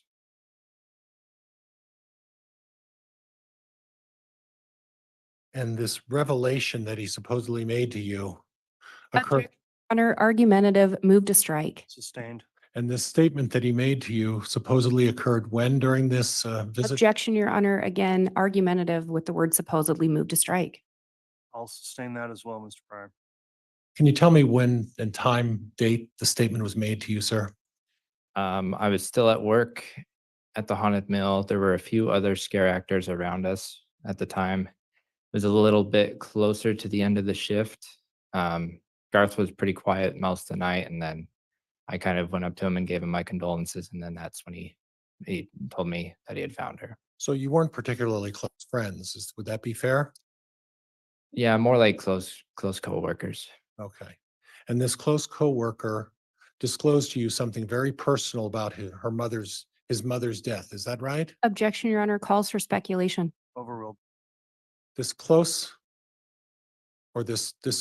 coworker decided on one day just to disclose a very personal matter about his mother's death to you, is that right?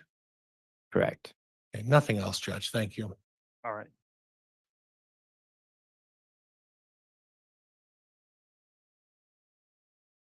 Ms. Blake, redirect.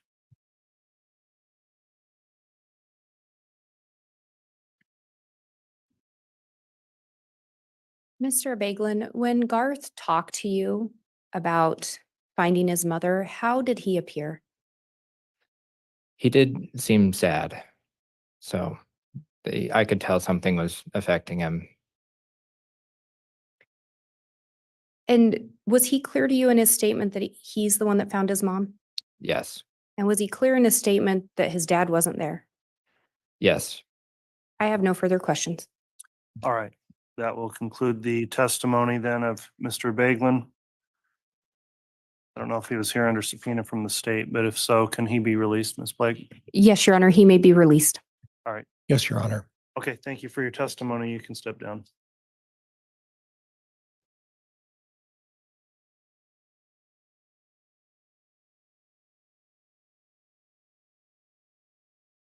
All right, does the state have another rebuttal witness to call today?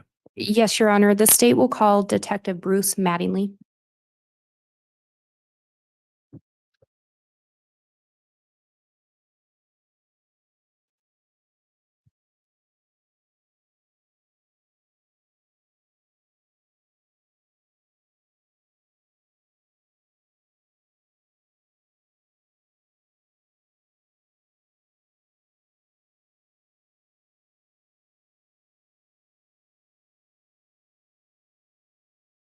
solemnly swear or affirm that the testimony you are about to give shall be the truth, the whole truth, and nothing but the truth, so help you God?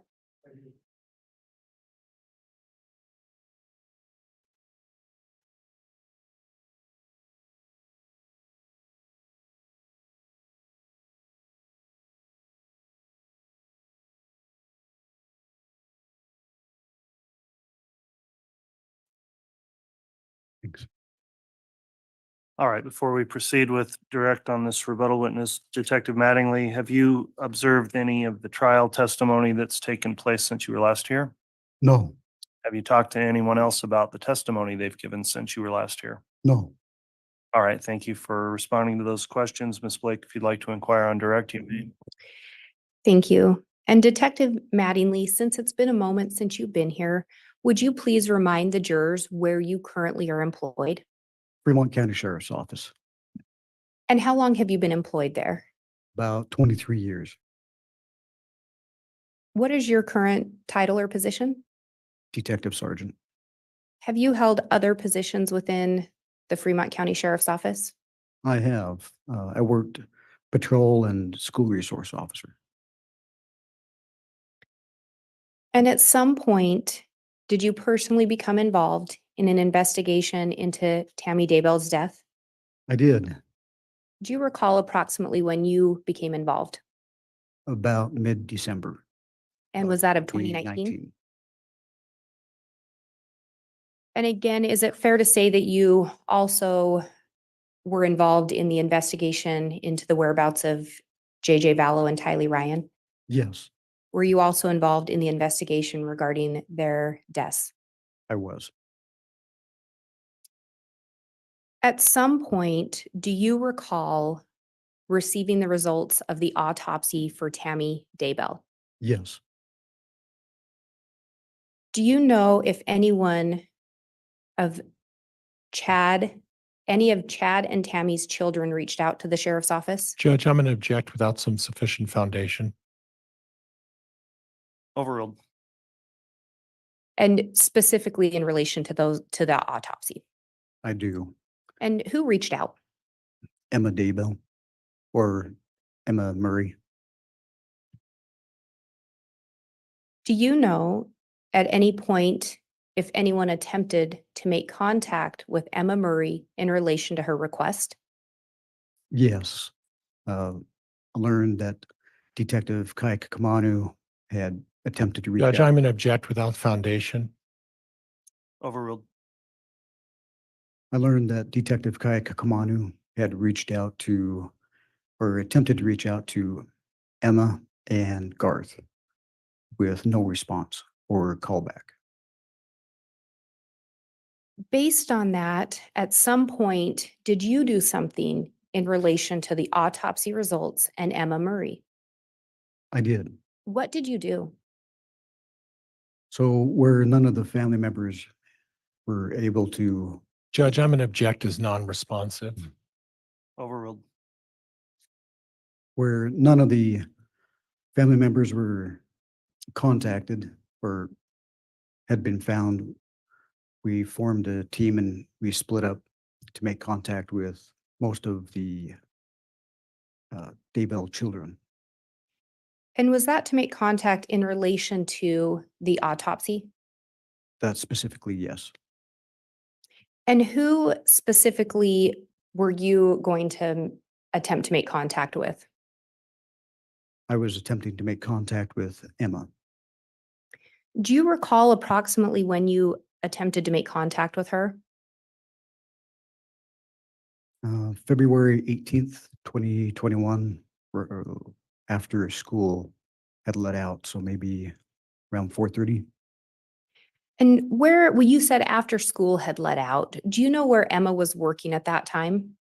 She was working as a teacher at Central Elementary in Sugar City. And did you attempt to make contact with her at the school? Yes, And you said it would have been after school let out? yes, Did anyone else go with you to try to make that contact? yes. That would be Lieutenant Ron Ball with Rexburg Police Department. And prior to this attempt to make contact, had you personally had any involvement with Emma Murray? Not personally, no, You'd not had personal contact with her prior to this? no. Were you ultimately able to make contact with Miss Marie that day? Yes, we did. Did you have some kind of a recording device on? Yes, And was a recording made of that attempt to contact her? there was. Your Honor, I have what's been marked as State's Exhibit 427, and defense already has a copy.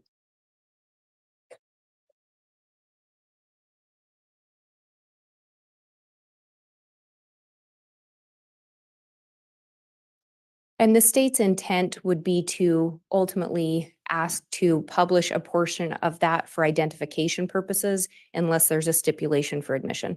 There's no stipulation. Okay, so without stipulation, you may just publish just enough without any content, obviously, that would influence the jury if it doesn't come in, just enough to establish foundation. I'll permit that. Thank you, Your Honor. And if I may have that, and I'll play from the exhibit for the court. Very well.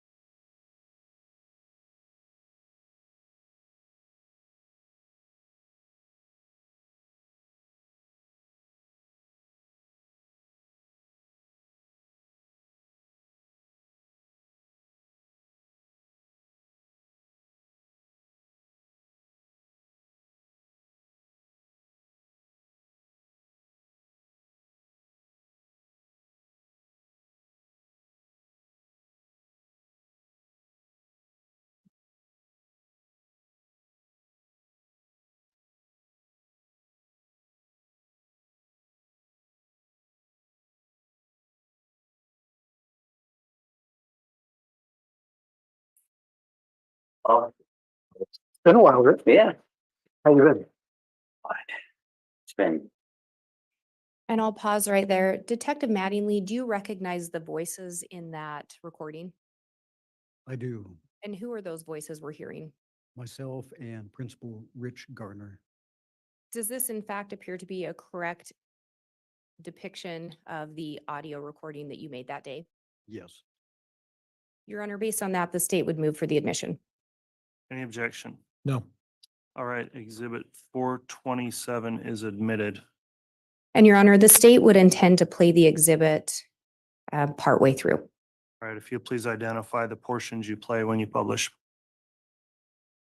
And Your Honor, the state will begin to play from minute mark 5:50. I hit the wrong door. Thought you were going to go at the front. I apologize. I'm Bruce Mattingly with Fremont Sheriff's Office. And the sheriff said you've been working at trying to get a hold of us. Yes. And to talk on the autopsy results. We've been trying to get a hold of you and other family members, but probably been a comedy of errors. We haven't been able to do so. Okay. And which is why we showed up here, because we'd like to be able to talk with family, you, because I know you were the one that made a request, right? So we'd like to be able to do that. And I'm going to pause here momentarily. Do you know who that female voice is that we're hearing? That was Emma Daybell. And did you hear in there where she confirmed she was the one that had requested the autopsy results? Yes. I'm going to continue playing. I stopped it at 6:31 for the benefit of the record, and I'll continue playing from 6:31. because you're here and we're here, want to take a few minutes and talk about that and go over that? Or? Okay. Who is the attorney so we can contact? So we've worked with Josh Garner before, but right now we don't have an attorney-client relationship with any particular attorney. Okay. So we decided we're gonna wait to learn what it is when you're ready to release it. okay. That is a choice, but we usually just let family, we always let family know. Personally, I've not had anybody really say that they want to wait. That's a little. We're not interested in interviewing, answering any questions. We just want to see it. Sure. Not- We'd like to at least let you know what's in it, and tell you about it. We're not asking for an interview. I'm gonna pause right there, Detective Mattingly. Did you hear Emma again decline to see the results? Yes. And what did you tell her in relation to whether or not she would have to be subjected to an interview? I told her she didn't have to do an interview. For the record, stopped at minute mark 7:35, and I'll continue playing from there. So, and of course, like now, if you're always free to leave, you can tell us we're done, anything. We're not looking to ask questions. We do want to just let you know the findings. And again, stopping at 7:45, Detective Mattingly, did you again hear yourself confirm she would not have to provide information? Yes. And starting again from 7:49. And then later, the report will, attorneys will get everything. But where we know it's back, you know it's back, we want to let family know. Okay. And let people know what the results are. We can't go in depth on the report, but we can talk and give general findings, at Okay. least for now. So would you like that? Would you like to do that? What are your, okay, do you want me to set that up with Josh? I'll have him call you. Okay, can I give you my card so he knows who to call? That'd be great. This is the number, right? Yep. So, I said that, he knows me, he knows my number. I also, just for preparatory, I was hoping to find you, and I'm glad I did. This number on the back is for victim services, which helps with counseling and anything else because you lost your mom. That's what this number's for, is to help with that. Okay. Okay? It is our prosecutor's office. You don't have to talk to the prosecutor.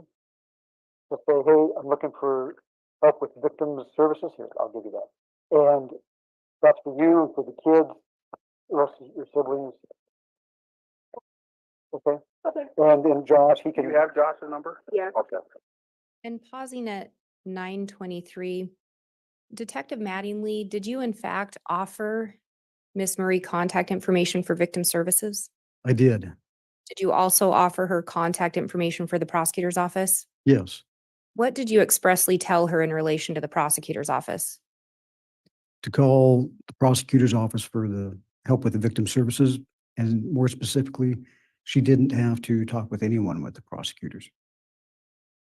And playing from 9:23. All right.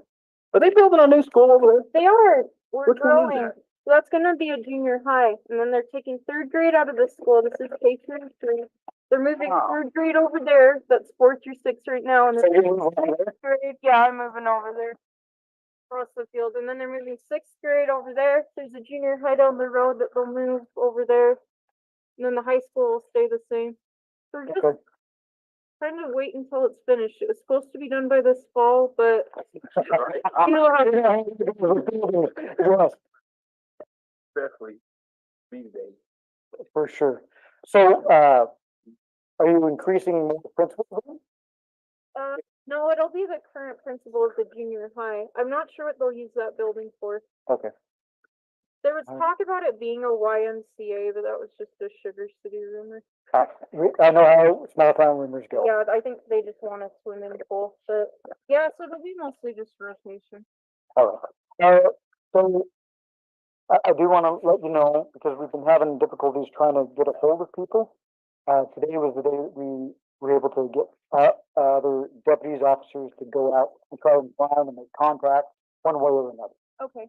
So, if you hear from other family members or you don't, it might be dependent upon if we were able to find them or not. Okay, so I don't want that to be a big blame thing. I just want to let you know, hey, if we haven't been able to get hold of anybody, it's important be able to let people know or have that opportunity. That's what we were working on. So, Okay, okay. thank you. I'm pausing at 11:13. Detective Mattingly, you were informing her that other family members were going to be contacted. Do you recall that? Yes, Do you know who some of the other family members that contact was going to be attempted with? Judge, objection on foundation. Sustain. Based on the investigation, did you discuss things with other investigators? yes, And you indicated that you had met and talked about going out to try to provide results to some of the kids, the autopsy results. yes. Do you know who some of the other individuals from the family were that contact was going to be attempted with? I do. And who was that? Judge, objection, still insufficient foundation. Overruled. Garth Daybell, uh, Seth, and Leah. And was the attempt to reach out to some of those kids going to be done around the same time you were attempting contact with Emma? Yes, And at the end of that, did you hear Emma tell you thank you? she did. And there was some conversation between you, Emma, and Lieutenant Ball. Did you also hear that? I did. I'm going to continue from 11:13. Josh knows how to get a hold of me. We've talked before, both Vince, he knows how to get a hold of Vince, our office, we're not that big. So have him give us a call, and we can go out and sit down with him and you and talk about it.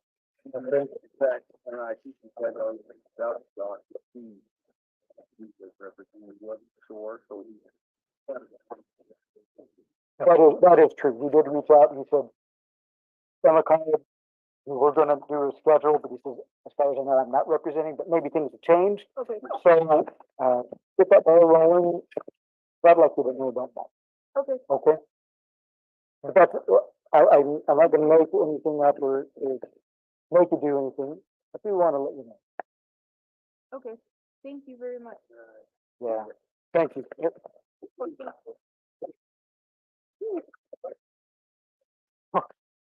And stopping at 12:14 or 12:15.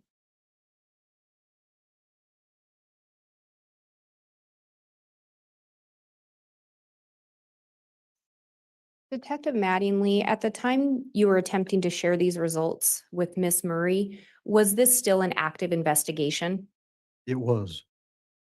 And is it fair to say you were not going to provide her a copy of the autopsy at that time based on that?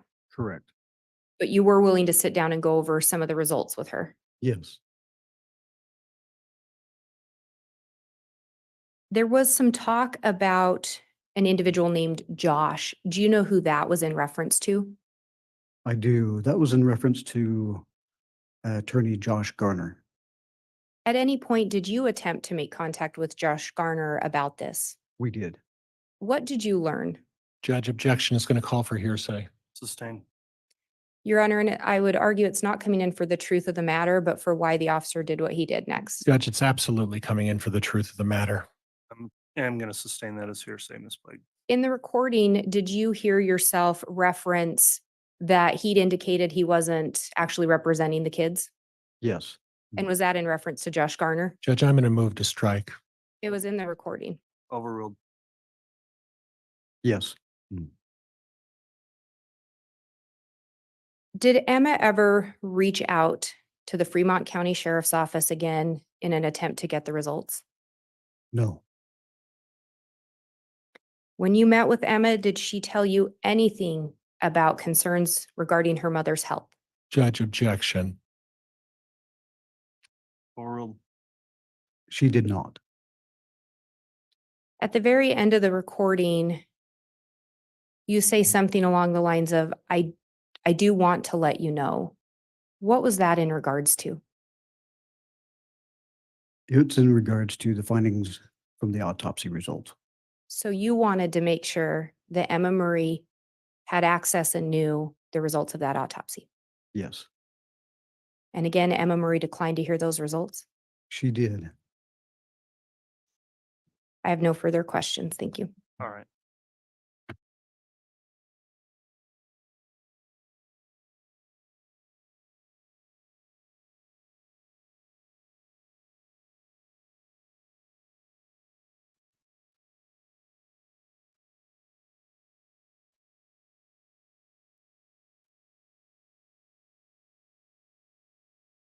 All right, Mr. Pryor, cross-examination.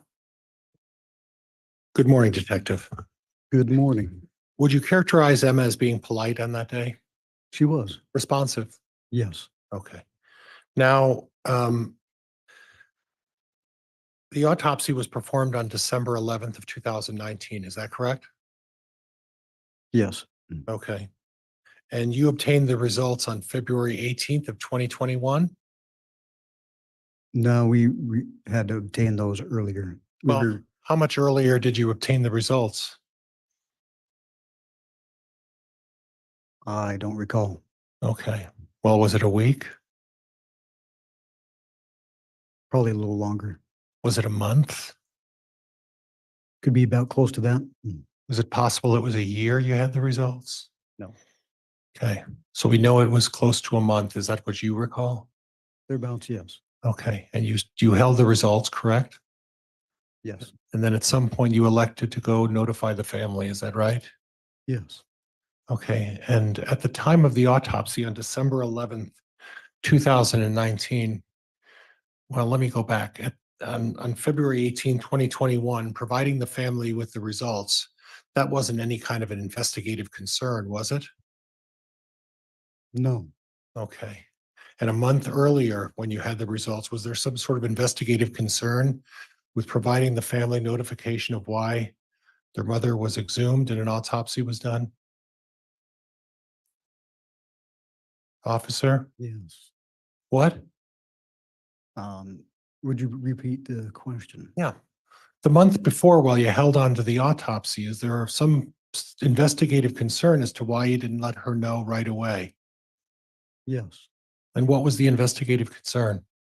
On whether or not we can release the autopsies, whether we can provide a copy, Okay. and how best to go about doing that without violating any rights or with the investigation going on. So you were concerned about the investigative and not concerned about the rights of the family to know why you exhumed the Objection, Your mother? Honor. This is argumentative and it misstates the testimony just given. Sustained. So was there a concern about protecting the investigation? Or was there a concern about holding on to the results until you chose the time to let the family know? Objection, Your Honor. Argumentative. Overruled. You can answer that. Repeat the question, please. Was the concern over an investigation, officer? Or was the concern for a month that you wanted to figure out how you were going to tell the family and when? Both, I would say. Okay. Now, at the time that Tammy Daybell was exhumed, were there concerns about the Daybell 5 children knowing about why you're exhuming their mother? Objection, Your Honor. Beyond the scope. So at that time, I was not a part of the investigation. Okay, so you're not aware of any reason why they just didn't tell Garth, Mark, Leah, Emma, Seth about why their mother was exhumed? Is that correct? Objection, Your Honor. This has been asked and answered. He said he wasn't part of the investigation at that time. Sustained. Okay. I listened to the first part of the tape, officer. And it seems to mention at about 5:50 that Emma says to you, 5:50 on the tape. And if we need to go back and listen to it, it may take me a little bit, but we can do it if we need to. Okay, thank you. You're welcome. And at 5:50 on the tape, makes some statement, Emma makes some statement about trying to get a hold of you folks. Do you remember that? Yes, How many times did she try to get a hold of you? I'm aware of one time. Are there possibilities that she called other people within your agency or other agencies to get a hold of them about this autopsy results? Possibly. Okay. And then you made something comment shortly after that. I believe it was at the 6 or 6:02 mark where you said something about it's been a comedy of errors. What was the comedy of errors? I made that statement trying to lighten the situation about where I knew Detective Kai Kakamanu had attempted to reach out, left messages. We hadn't heard any returns. Okay. So you previously testified that you're aware of at least one instance where Emma Murray reached out to find out why you exhumed their mother and what the results were. And then, Objection, Your Honor, mischaracterizes the testimony. There was nothing about exhuming. Sustained. Okay. Move to strike. Strike that. so you're aware of one phone call where you're discussing with Emma, or trying to discuss with Emma the results of the autopsy. And you're saying that because of all this difficulty communicating with the family, the expression you use to Emma is a comedy of errors to lighten the situation about telling her why her mother died, right? Objection, Your Honor, asked and answered and mischaracterizes testimony. It's a light situation to tell a, Mr. Pryor didn't even answer the question yet before you I'm going to withdraw the question, Judge. And I'll ask another question if I may. go ahead. It's a light situation to notify a daughter as to why their mother died. Is that what you're saying? Objection, Your Honor, argumentative mischaracterizes testimony. Sustained. Move to strike. Strike that.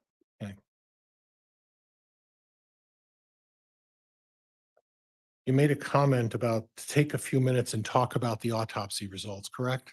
Yes, Okay, so it wasn't just a matter of letting her know what the results were, right? You wanted to talk to her about it. about the autopsy results, Right. yes. You couldn't just tell her what the results found, right? I didn't want to just throw that out there, no. Okay. Hmm. You wanted to talk about it, right? Yes, Now, as a detective, there's been previous testimony about carrying body cams and recorders. Was it your normal policy to have a body cam and a recorder on when you interview witnesses? we don't have a policy on that. Okay, so you chose in this instance to wear a recorder, is that right? I did, Did you take an instance to wear a body cam as well? no. So there's no policy on it, but in this instance, what you were really trying to do was to capture what her reaction would be when you told her about the results. Isn't that true? Objection, Your Honor, argumentative. Sustained. Move to strike. Strike that question. Isn't it true your motive to talk to Emma Murray was to gauge a reaction on tape? No, So with this discussion about her wanting to get a lawyer, well, let me strike that. So from the time she's exhumed to December 11th of 2019 to February 18, 2021, approximately 14 months. In the interim during that time, let's start in December of 2019 when she was exhumed, and for each and every month, at any time, did you go over and try to talk to Emma Murray about what the results of her mother's autopsy was? what were those dates again? Well, the day she was exhumed, December 11, 2019, and the day you approached Emma for the first time personally was February 18, 2021, right? Correct. And during those interim times, did you, or anybody from your office to your knowledge, go up to any member of the Murray family and say, we're waiting on the results? Did you do that? No, Did you go up to anybody in the Murray family or the Daybell family other than Chad and say, there's been some delays in us getting the report, but we really would like to talk to you and we'll do some pre-planning to do that? Did you do that? I did not. Okay. So after 14 months, your organization decided en masse that you're going to hit all of the kids and wear recorders and try to go tell the kids about what's going on, correct? Objection, Your Honor, misstates the testimony. Argumentative. Overruled. Correct? Yes, sir. And then at some point, you know who Josh Garner is, right? I do. You've had encounters with him, correct? Yes, And at some point, you were aware that Emma had retained Josh Garner, correct? we learned that she had not. Prior to that time, were you aware that she had had representation through him? Yes, Okay, so you knew that there was a potential connection there, correct? correct. And would you really blame her, Emma, if after 14 months of not hearing anything from your organization, she's a little skeptical to talk to you folks about what you're wanting to say to her? Objection, Your Honor, argumentative. Sustained. Move to strike. Strike that question.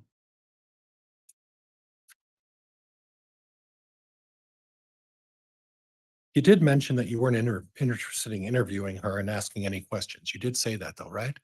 Yes, Okay. So your explanation is that you wanted to be more sensitive to her about letting her know what the results were, correct? absolutely. And you wanted to sit down with her and have an opportunity while the recorder's on to gauge her reaction, right?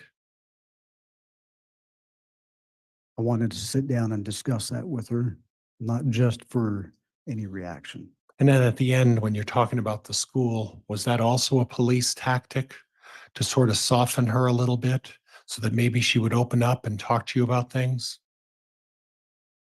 That was Lieutenant Ron Ball who had made that statement and questioned her about that. Well, I don't care who made the statement. I asked whether it was a police tactic. Objection, Your Honor, calls for speculation. Sustained. Move to strike.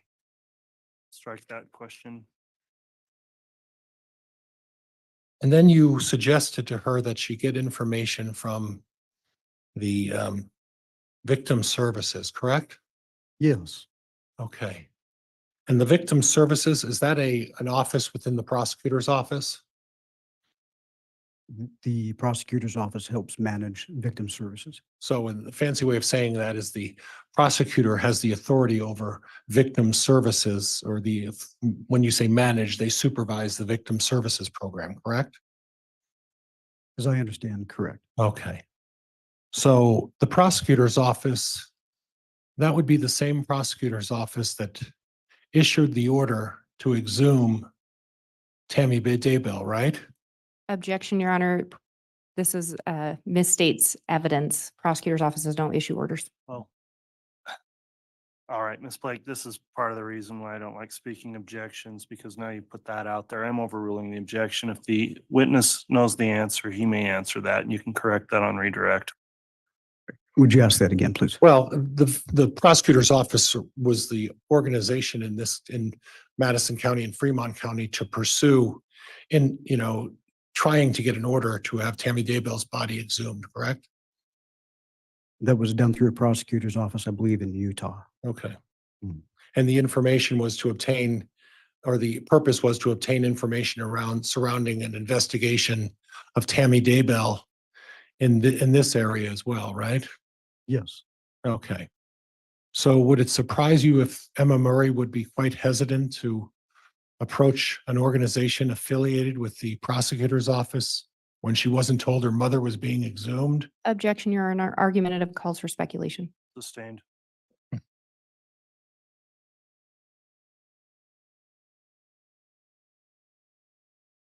So you gave her information from organizations that are managed and organized by the prosecutor's office, correct?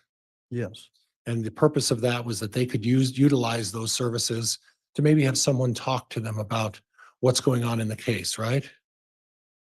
among other things, What are the other things? such as counseling. Okay. And you're very concerned about the counseling with the Daybell children 14 months after their mother was exhumed, right? Objection, Your Honor. Argumentative. Overruled. Yes, Well, why weren't you so concerned on the day their mother was exhumed and and the whole family on both sides wasn't notified that they were taking their mother out of her burial site? Objection, Your Honor. This is argumentative. Sustained. I have Move to strike. nothing else, Judge. Thank you. All right, that last question of counsel is stricken. That concludes cross. Ms. Blake, you can redirect.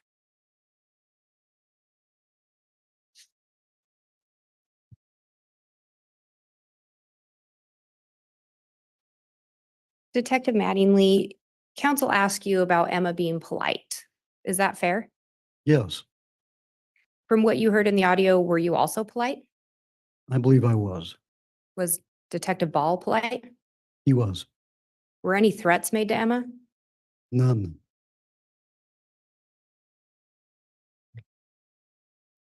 I think you testified the autopsy report, maybe the results had come in approximately a month before, give or take. Yes, And you, in fact, were there to try to share the results of that report with Miss Murray. Is that correct? correct. And she declined. She did.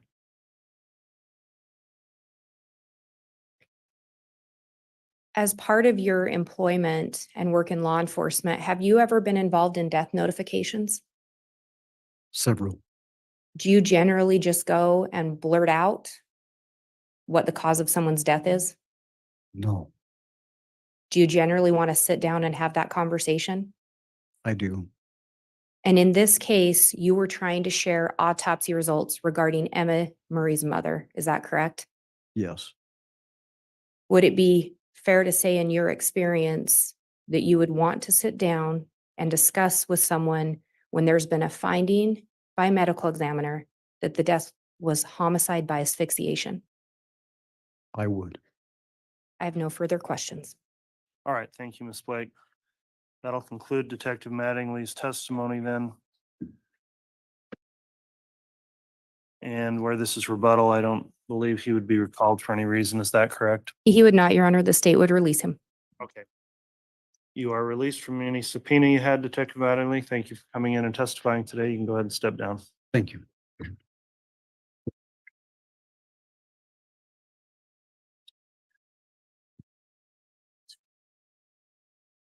All right, does the state have another witness to call today? We do not have additional witnesses for today, Your Honor. Okay, thank you, counsel. The court was advised, as was the jury, of our likely schedule for today. So we are going to recess for the day. We've also got tomorrow off and we'll resume on Tuesday with additional rebuttal. Is that correct, Ms. Blake? That is correct, Your Honor. Okay. Ladies and gentlemen of the jury, then we are going to recess for the day. This is a long break for you. You've continued to comply with the court's admonishing instruction. I wanted to put some special emphasis on that just because in the likely event, being this a holiday weekend, you might be around lots of friends and family. Please advise anyone that is curious about your jury service that you're simply not permitted to talk about the case. I think people generally are pretty good to understand and respect that if you are telling them that that's simply the order of the court. I do appreciate your attentiveness. We'll return on Tuesday for additional testimony. And again, I'll admonish you, please don't discuss the case or talk about any of the testimony with anyone else or with each other. You can only do that during deliberations, and please don't do anything to investigate anything about this case while we have this long recess. So we will return for further testimony starting Tuesday morning. And I appreciate all those in attendance today complying with the courtroom conduct order. With that, then we'll be in recess until Tuesday. Right, please.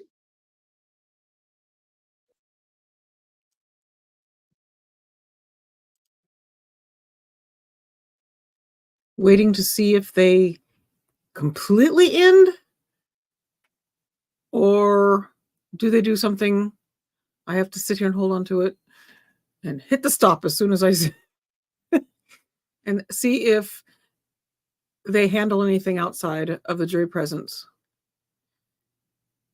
I forgot. I didn't even know. I don't know how I missed it, that there was no court tomorrow.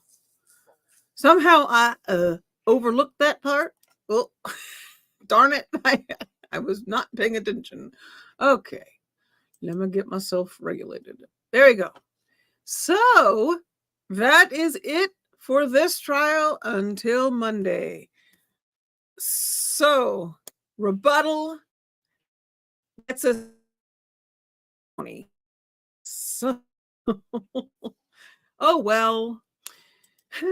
I kind of at first I was thinking about it going, if it goes the way trials go, but this trial has not gone the way trials go for the most part. So we are having to see more rebuttal, which this has been really good. Pryor's driving me crazy. That means he's doing a good job, even though he's annoying the poo out of me.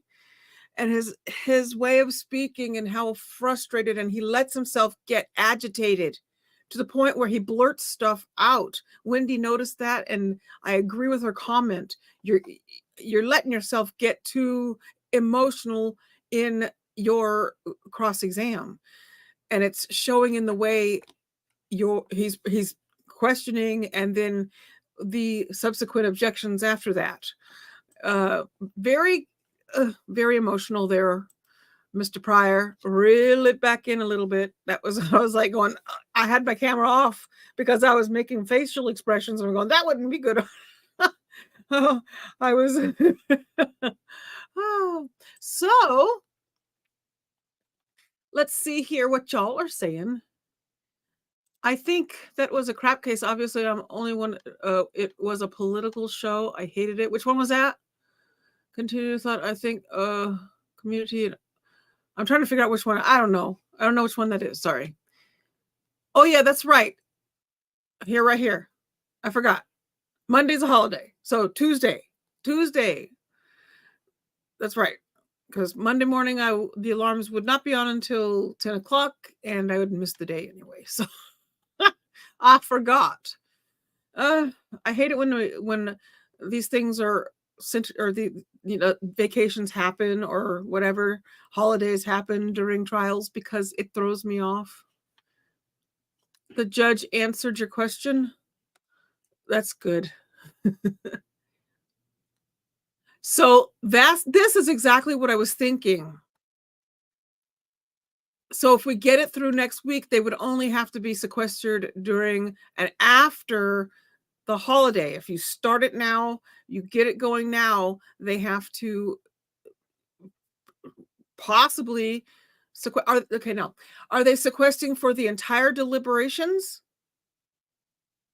Or is it just if it's deliberations, right? As soon as deliberations come, so they have to bring a bag in case they have to deliberate the day, right? The same day. I'm making sure. I'm trying to keep up, but there's no court tomorrow. Yeah, no court tomorrow. You're welcome. Bridget, why do they keep skipping Friday court? Didn't that they last week too?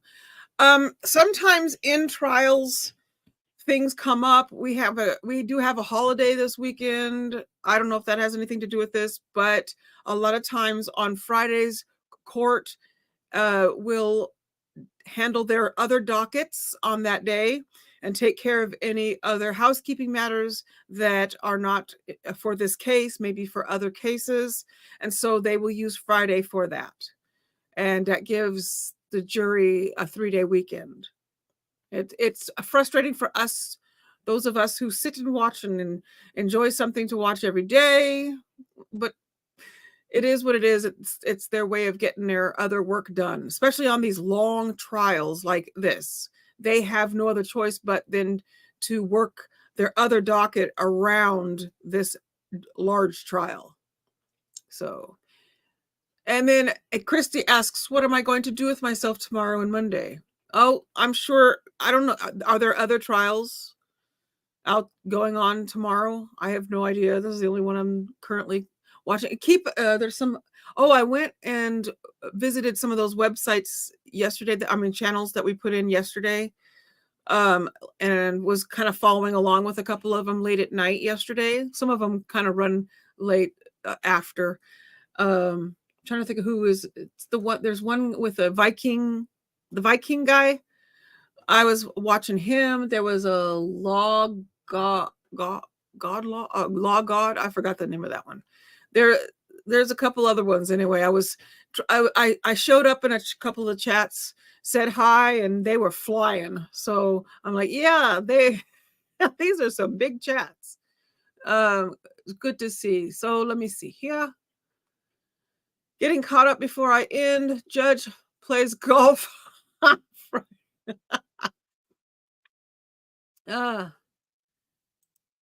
No, thank you, Toy, for being here. Thank you guys for the support. Wait, I can't see that one. I'd love to see you all on stream. Okay, so Saturday, is it, which one is it? I see you all on a stream. I'll be on this Saturday, 9 p.m. Eastern. Set your notifications. Is that for Lego law? Sorry, I got to keep my places straight. I think the first rebuttal witness was the insurance issue. Maybe the judge decided not to allow it because it was hearsay upon hearsay. Yeah, he did argue over that, right? We got the answer on that. Beanie says that's going to be long weekend. Yes. I'm kind of excited. Hopefully it doesn't rain or anything, and then I can go take my doggies outside and enjoy the backyard. Have a safe and happy time. Thank you. Thank you, Beanie, for being here. And if anybody's left already. And hi, replay watchers. Susie Q says, I know I've been on trials where the judges schedule other stuff on their calendar for 1 day a week. Yes. I think I probably was saying that as you were typing that. I'm a little behind on comments, so there's another big trial that is stretching it to come in after the holiday weekend. Yeah, I don't think they sequester anymore, do they? Yes, this jury will be sequestered. Yeah, they're aware of that it could be 2 weeks in sequestration. Depends. It depends on how the verdict goes. It depends on if death penalty is a whole thing. It depends on all that stuff. So yes, they will be. They've already been warned. I think it's about paying for sequestration over the weekend. Very well could be. I'm a fan of the practice of sequestering. Oh God, it gives me absolute. It's when I went for jury duty, that was the biggest fear I had. Was at the time when I at the beginning of the YSL trial, Young Thug, I was really thinking in my head, can you imagine being a juror on this case? 10 months to choose a jury, and a trial that is still in session now, and then possible sequestration after that. I don't know about that one. I don't know if they're going to sequester in that one or not. But can you imagine worry that I have as a juror, for jury duty when I went to jury duty was I'm scared to death of getting caught, having to be in a 6-month long trial. I believe we had a 6-month one at the time I had jury duty. It may have been Durst. I think it was the Durst trial. I think that one was a long one. It was one of those long ones. Anyway, I was there and all I could think in my head was, oh, don't let this be a 6-month long trial. Oh, don't let oh God. And it was, I did cause anxiety. I had a whopper of an anxiety attack. It was a struggle. I did find a lady who was like, I just want to she whispered in my ear, and I'm sorry I'm mentioning a subject again, but she whispered in my ear and she said, I have a son on the spectrum and I know what you're going through right now. I didn't tell anyone there I didn't even speak about it. I said nothing, but I was having issues and stuff dealing with what was going on during this thing, which is I should probably not be on jury duty given with my anxiety and stuff that I can't control when it happens. So, but she said it in my ear, and as soon as she said it, it helped my breathing. It helped everything. And she was with me the whole next day to help me get through it. And we never spoke about anything about the case. We kept it to speaking outside stuff, that subject. But yeah, I had a whopper of I call it a meltdown, but it's a panic. It is what it is. It was just, it was emotional and a lot of, so it was sweet of her to help me through. And I really appreciated her being there and helping me get through. Of course, I was not chosen because they probably noticed and went, this, not only can she not do math, but she's also anxiety ridden and we should let her go. And I'm like, It was a struggle. I used to always say, it used to drive me crazy when people would try to get out of jury duty until I experienced it myself. And then I profusely apologized afterwards, outwardly in the chat, saying, I will never, ever, ever have an issue with anyone who can't handle jury duty. If for any reason you feel like I can't do this, I get it.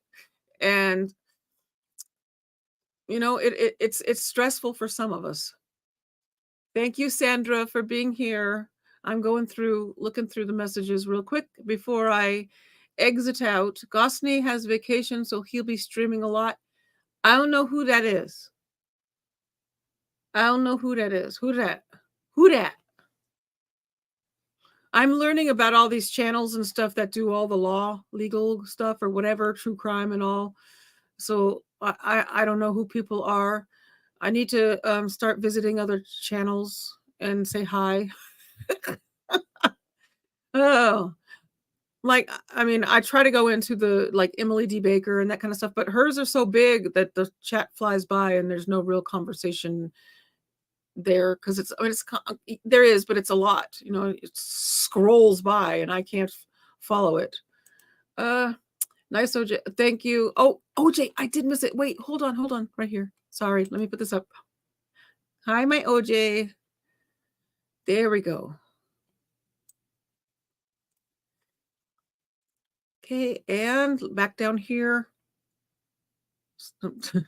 I'm talking like I have this thing where I feel like I have to have sound, or there has to be talking at all times. There can't be any silence at all.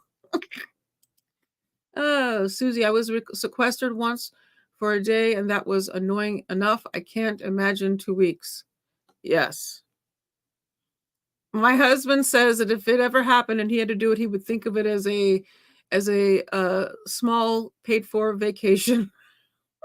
I would struggle not being able to look at my social media, YouTube, and all the things. That would be a lot for me because I live on YouTube. I only watch YouTube and Bravo and occasionally TLC, and that's it. No dang way I'd ever want to be on that jury. I'd be exposing myself to some illness just to get out of it. Oh. Becca Lynn says y'all should come visit Karen Reed trial since you have no trial tomorrow. Maybe I'll be in the chats over there tomorrow. I've kind of been avoiding that one because I got enough brain taken up with this one. But maybe I'll be in the chats over there. I'll find y'all. Toy, there's weird stuff going on with Karen Reed, thugs, and that other one with those 2 little girl victims. I didn't look into it. Okay, yeah, I don't know. The Broken Baker or Valhalla awaits for the Karen Reed. I hopped into Valhalla after my live ended yesterday, I think yesterday. I don't remember if I said anything. I'm too chicken to say much of anything in chats. I don't want people thinking I'm there trying to poach or anything. I don't do that. I just walk into a chat and say hello, and if there's no response, then I know that they are busy, and I don't bother them.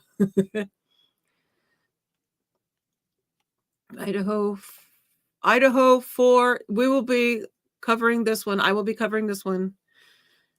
And if something else happens between that one and this one is going to be my next major one because Nate is covering this one as well.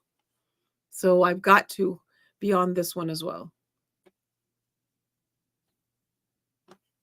And Toy says, I vote Valhalla, smaller viewership. We need more people talking. Okay, I will be there. I'll hop in. Besides, I love his name. Valhalla awaits. Oh my gosh, I love Viking music. Oh, my husband and I blare it on Friday nights.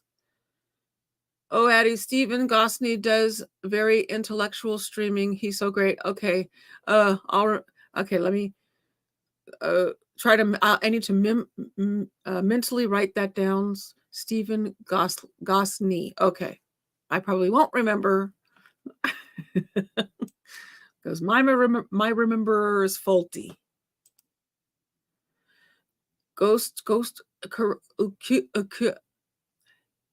Ghostery hates me, so she usually goes there and I'm happier in Baker's. Can't say I'm fond of her. Who? Ghostery? I don't know who that is.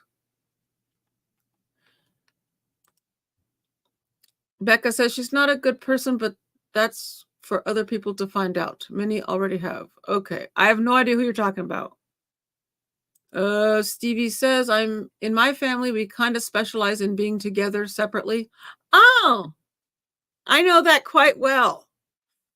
I stopped feeling guilty about that when I realized why I do it and why everyone, at least, well, all four of us are this. This is how we are all the time. We are alone together. I've learned that I'm just as happy sitting on the couch next to my husband while he's on his tablet. I'm on my iPad and we are doing completely different things. And I usually have three things going on. I have the TV with one thing, my phone with another, and my iPad with a third.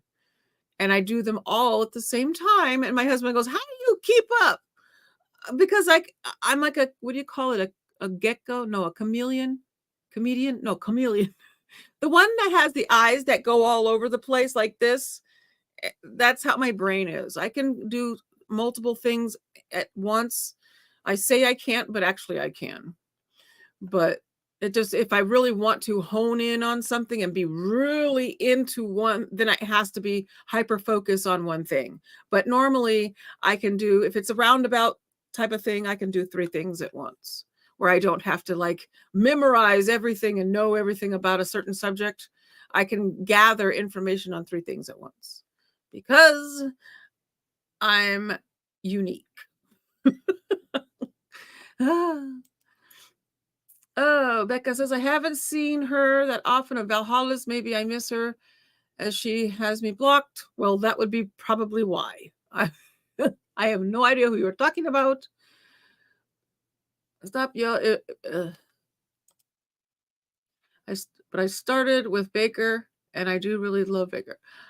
I actually started with her long way back when. The Tati Westbrook stuff is where she got her big, it's what's got her on the map. And I started following her at a time because I actually know the defendant in the Tati Westbrook case. My Katie. I think Koberger is going to be the same Zoom format from what I've heard. I think so, yes. Which works fine for me. It stinks because it doesn't look good. But if it's in this judges, if it's is it going to be Boyce? I don't know. I don't know who's going to be the judge, but I assume if it's in this court, it will be probably the same type of thing. OJ says, Addi, do you watch Outlander? I watched the first season, the show Outlander. I absolutely fell in love with that first season. And then when that first season ended, I was so mortified by the end of it and so upset by that I didn't want to continue watching it because the first season was so good that I didn't want to ruin that. But I've also often thought about going back from the second season and trying to get back into it. But I got a lot going on because we do the reality TV stuff. And there's a lot of shows that I have to keep up with while, I have to watch those so that we can do our recaps on John's channel. So I miss, Outlander. Oh, girl, that first season was so good. I was glued to it. You guys take care and have an epic weekend. Thank you, Christy. You probably are gone by now because I'm still way up here reading comments and the room is dwindling. That's okay. I'm enjoying this. I like sitting here doing this at the end of my day, going through comments with y'all before we decide to stop for the day, before I stop jibber jabbering. Toy says you can do that on app. Wait, do what on app? What did I miss? Oh, wait, hold on. You get what are we doing on an app? Is it this one? No. Carissa opened both chats. That's what you've got to do in Lego Stream. Wait, for which one? Oh yeah, I'll have sometimes with all of our friends, if they all go live at once, I will put them on all of my things and I'll just have them up there and I'll be scanning back between all of them. It's a lot, but that's how I keep up with everybody. I have my laptop open. Yes, other devices are great for what we do. Oh, good Lord. Oh, I'm a lot. I know. I've been told I'm crazy and weird. I'm a lot. It's okay. I prefer when we merge the chats as one. Ugh. The Broken Baker is a Danish dude. Oh, another one. See, there's another one. I don't have a clue. I need Linda to take notes for all these names of places. I should put on my community wall a post that lets y'all put names of other legal chats, true crime people, and whatever else is out there, so that we can get a community share thingy going on, so that we can promote each other and get to know each other. I'm normally very solitary, and I think that's not good for a channel. I think you need to go meet other people and say hi to outside your inner circle. Toy says, I don't think I have been around for that. I love Baker, but he has the subs and viewers right now. So what was that name again? See, I already Broken Baker. The Broken Baker. Oh, I'm not going to remember it. I already forgot the other one. Dang it. I told you. I probably need some sort of something that helps my memory. Basically, just when in-person streams and everyone joins the stream. Oh, Stephen, I do a lot of TV watching early in the morning on Rewind. Oh, yes, I DVR everything because I fast forward through commercials. Even though I get on you guys, watch the ads. It's different on TV. They've already been paid for those. It's not the same thing. I can skip through and it doesn't hurt them. Oh, then you must enjoy the Outlander music. Oh, I love everything. Oh my goodness. I'm married to a Scandinavian, so he's basically a Viking with a Santa beard. And oh yeah, we are definitely into thank you. Amanda. Hello, Amanda. Hey, Addi and Chad popping out of the bushes. I'm so glad. I love your logo doohickey, your profile picture. Is it, what do they call it? Avatar? I love owls. Broken Baker was following Karen Reed a long time before the trial began, so he's very knowledgeable. I will see. I don't have a pen. I don't write. Let me type it. Hold on. Let me make a note. So first it was somebody Gosney. I think I'll have to see if I can find that. And then there's Broken Baker. And I'm already signed up for Valhalla Awaits. Somebody I was listening to yesterday, it's not Valhalla, it's the other guy that has a white beard with white long hair. I went into his chat and he was talking and it sounded Irish. And I was like, oh, my people. I think that I was dying. I was like, yes, I like this guy already. Sorry, I was driving. I'll post links. Oh, that's okay. Don't worry. I probably will start using my community wall more often. I don't do much. I need to post this, like when we go live and stuff on it, I always forget. Just like I forget to put it on my link tree. So Broken Baker is co-streaming with Valhalla Awaits for the Karen Reed trial. Oh, okay. Good to know. Gonna go do groceries. Have a wonderful long weekend. Love you, Lemon. Thank you for being here. I probably missed you already.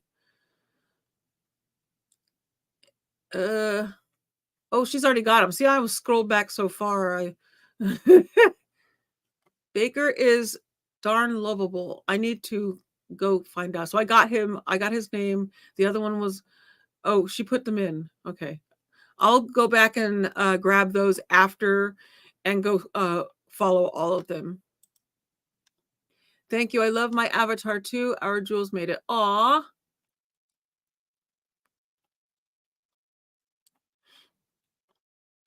Oh, wait, here it is. So yeah, Gosney. Okay, I did write that down. So Baker is trial and other fun. Gosney is a famous appellate attorney in Florida.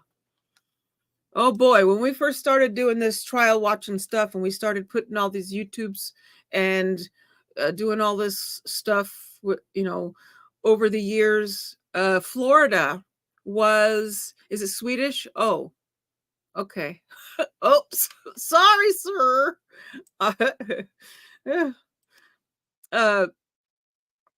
We started realizing that Florida was a very giving state when it came to trials. Florida was our number one place where all of our hearings and trials and all the stuff came from. Now we've kind of spread out a little bit, and I think Massachusetts and Michigan are now big as far as trials are. Nick Starro, that's who is that him? Is that he, the one with the hair? The beautiful, I love white hair. I love white hair, and I love long hair, long beards. Makes me want to braid them. There are 3 of us in our house with long hair. Like it or not, people are like, you know, my son, when he first started letting his hair grow, people would tell him, you need to cut your hair. I said, you need to let him do what he wants to do. He's an individual. If he wants long hair, he can have it. And he has not had a haircut since, it's 10 years now, I think. I was like, hey, you be you. You, when he was little, we had a baby mullet. We let it go. We let it grow. Then we moved into this haircut that was like somebody took a bowl on his head and cut around it. That was a bad idea, but that was the style at the time. Looking back on the pictures, I'm going, why did we do that? It was not good. And now he has his hair long. And my other son also has decided he doesn't want haircuts either. And so he is also growing his hair long. And I love it. I don't care what anybody says. Our community will dual stream a lot when folks need watch hours. Oh, yes. Yeah, sometimes I do that with John. We'll stream on both of ours, but you know, that's reality TV, and this channel's over here going, yeah, we like the trial stuff and the true crime stuff, not so much the reality TV stuff. So oh my goodness. Yep. All right. Well, I'm at the bottom. Joe Dirt mullet. Yeah. Oh, it was cute. Our oldest had cute, adorable hair. Our youngest couldn't handle, because of sensory issues, couldn't handle his hair touching his forehead or any part of him. So we basically kept him buzz cut up until he was 13 and decided, well, actually it was the pandemic that started him started him down the road of not cutting his hair. He let it go, and that he's tried to get used to it. Now his hair's long. It took him a while to get past the sensory portion of it, but he's let it grow, and he's old enough. He's 19. He can do whatever he wants. I don't care. He could do what he wanted before. I don't care. But if his hair was touching his forehead, he'd go get the buzzers, and I'd hear this noise, and I go, what the heck is that? And he'd come in with a streak down the we have pictures of him where he's like, he'd had it and he got the buzzers out himself and just went okay, well, now we know we must make sure that your hair does not touch your forehead. So where'd it go? I met Brandy from Joe Dirt. She's a sweetheart. Thank you, Addi, mods, and chat. And now I am really at the bottom, and I was waiting for her, Wendy, to put the, some of that other stuff in. She's good at doing that for me. Thank you. Thank you, Addi, Wendy, mods, and everyone. And on that note, I am actually going to say good night and good day, good night. I will see you in the other chats. I will go back and make sure that I'm subscribed to everything that Wendy so graciously has put in. I thank you for supporting me. I thank you for my moderators who help out. Linda's been busy with some stuff this week, so she's been more doing her own thing. And but I thank you all for supporting me and for putting me out there. Please be sure to do this little thingy that I have up here, that right there. And hug and kiss your family.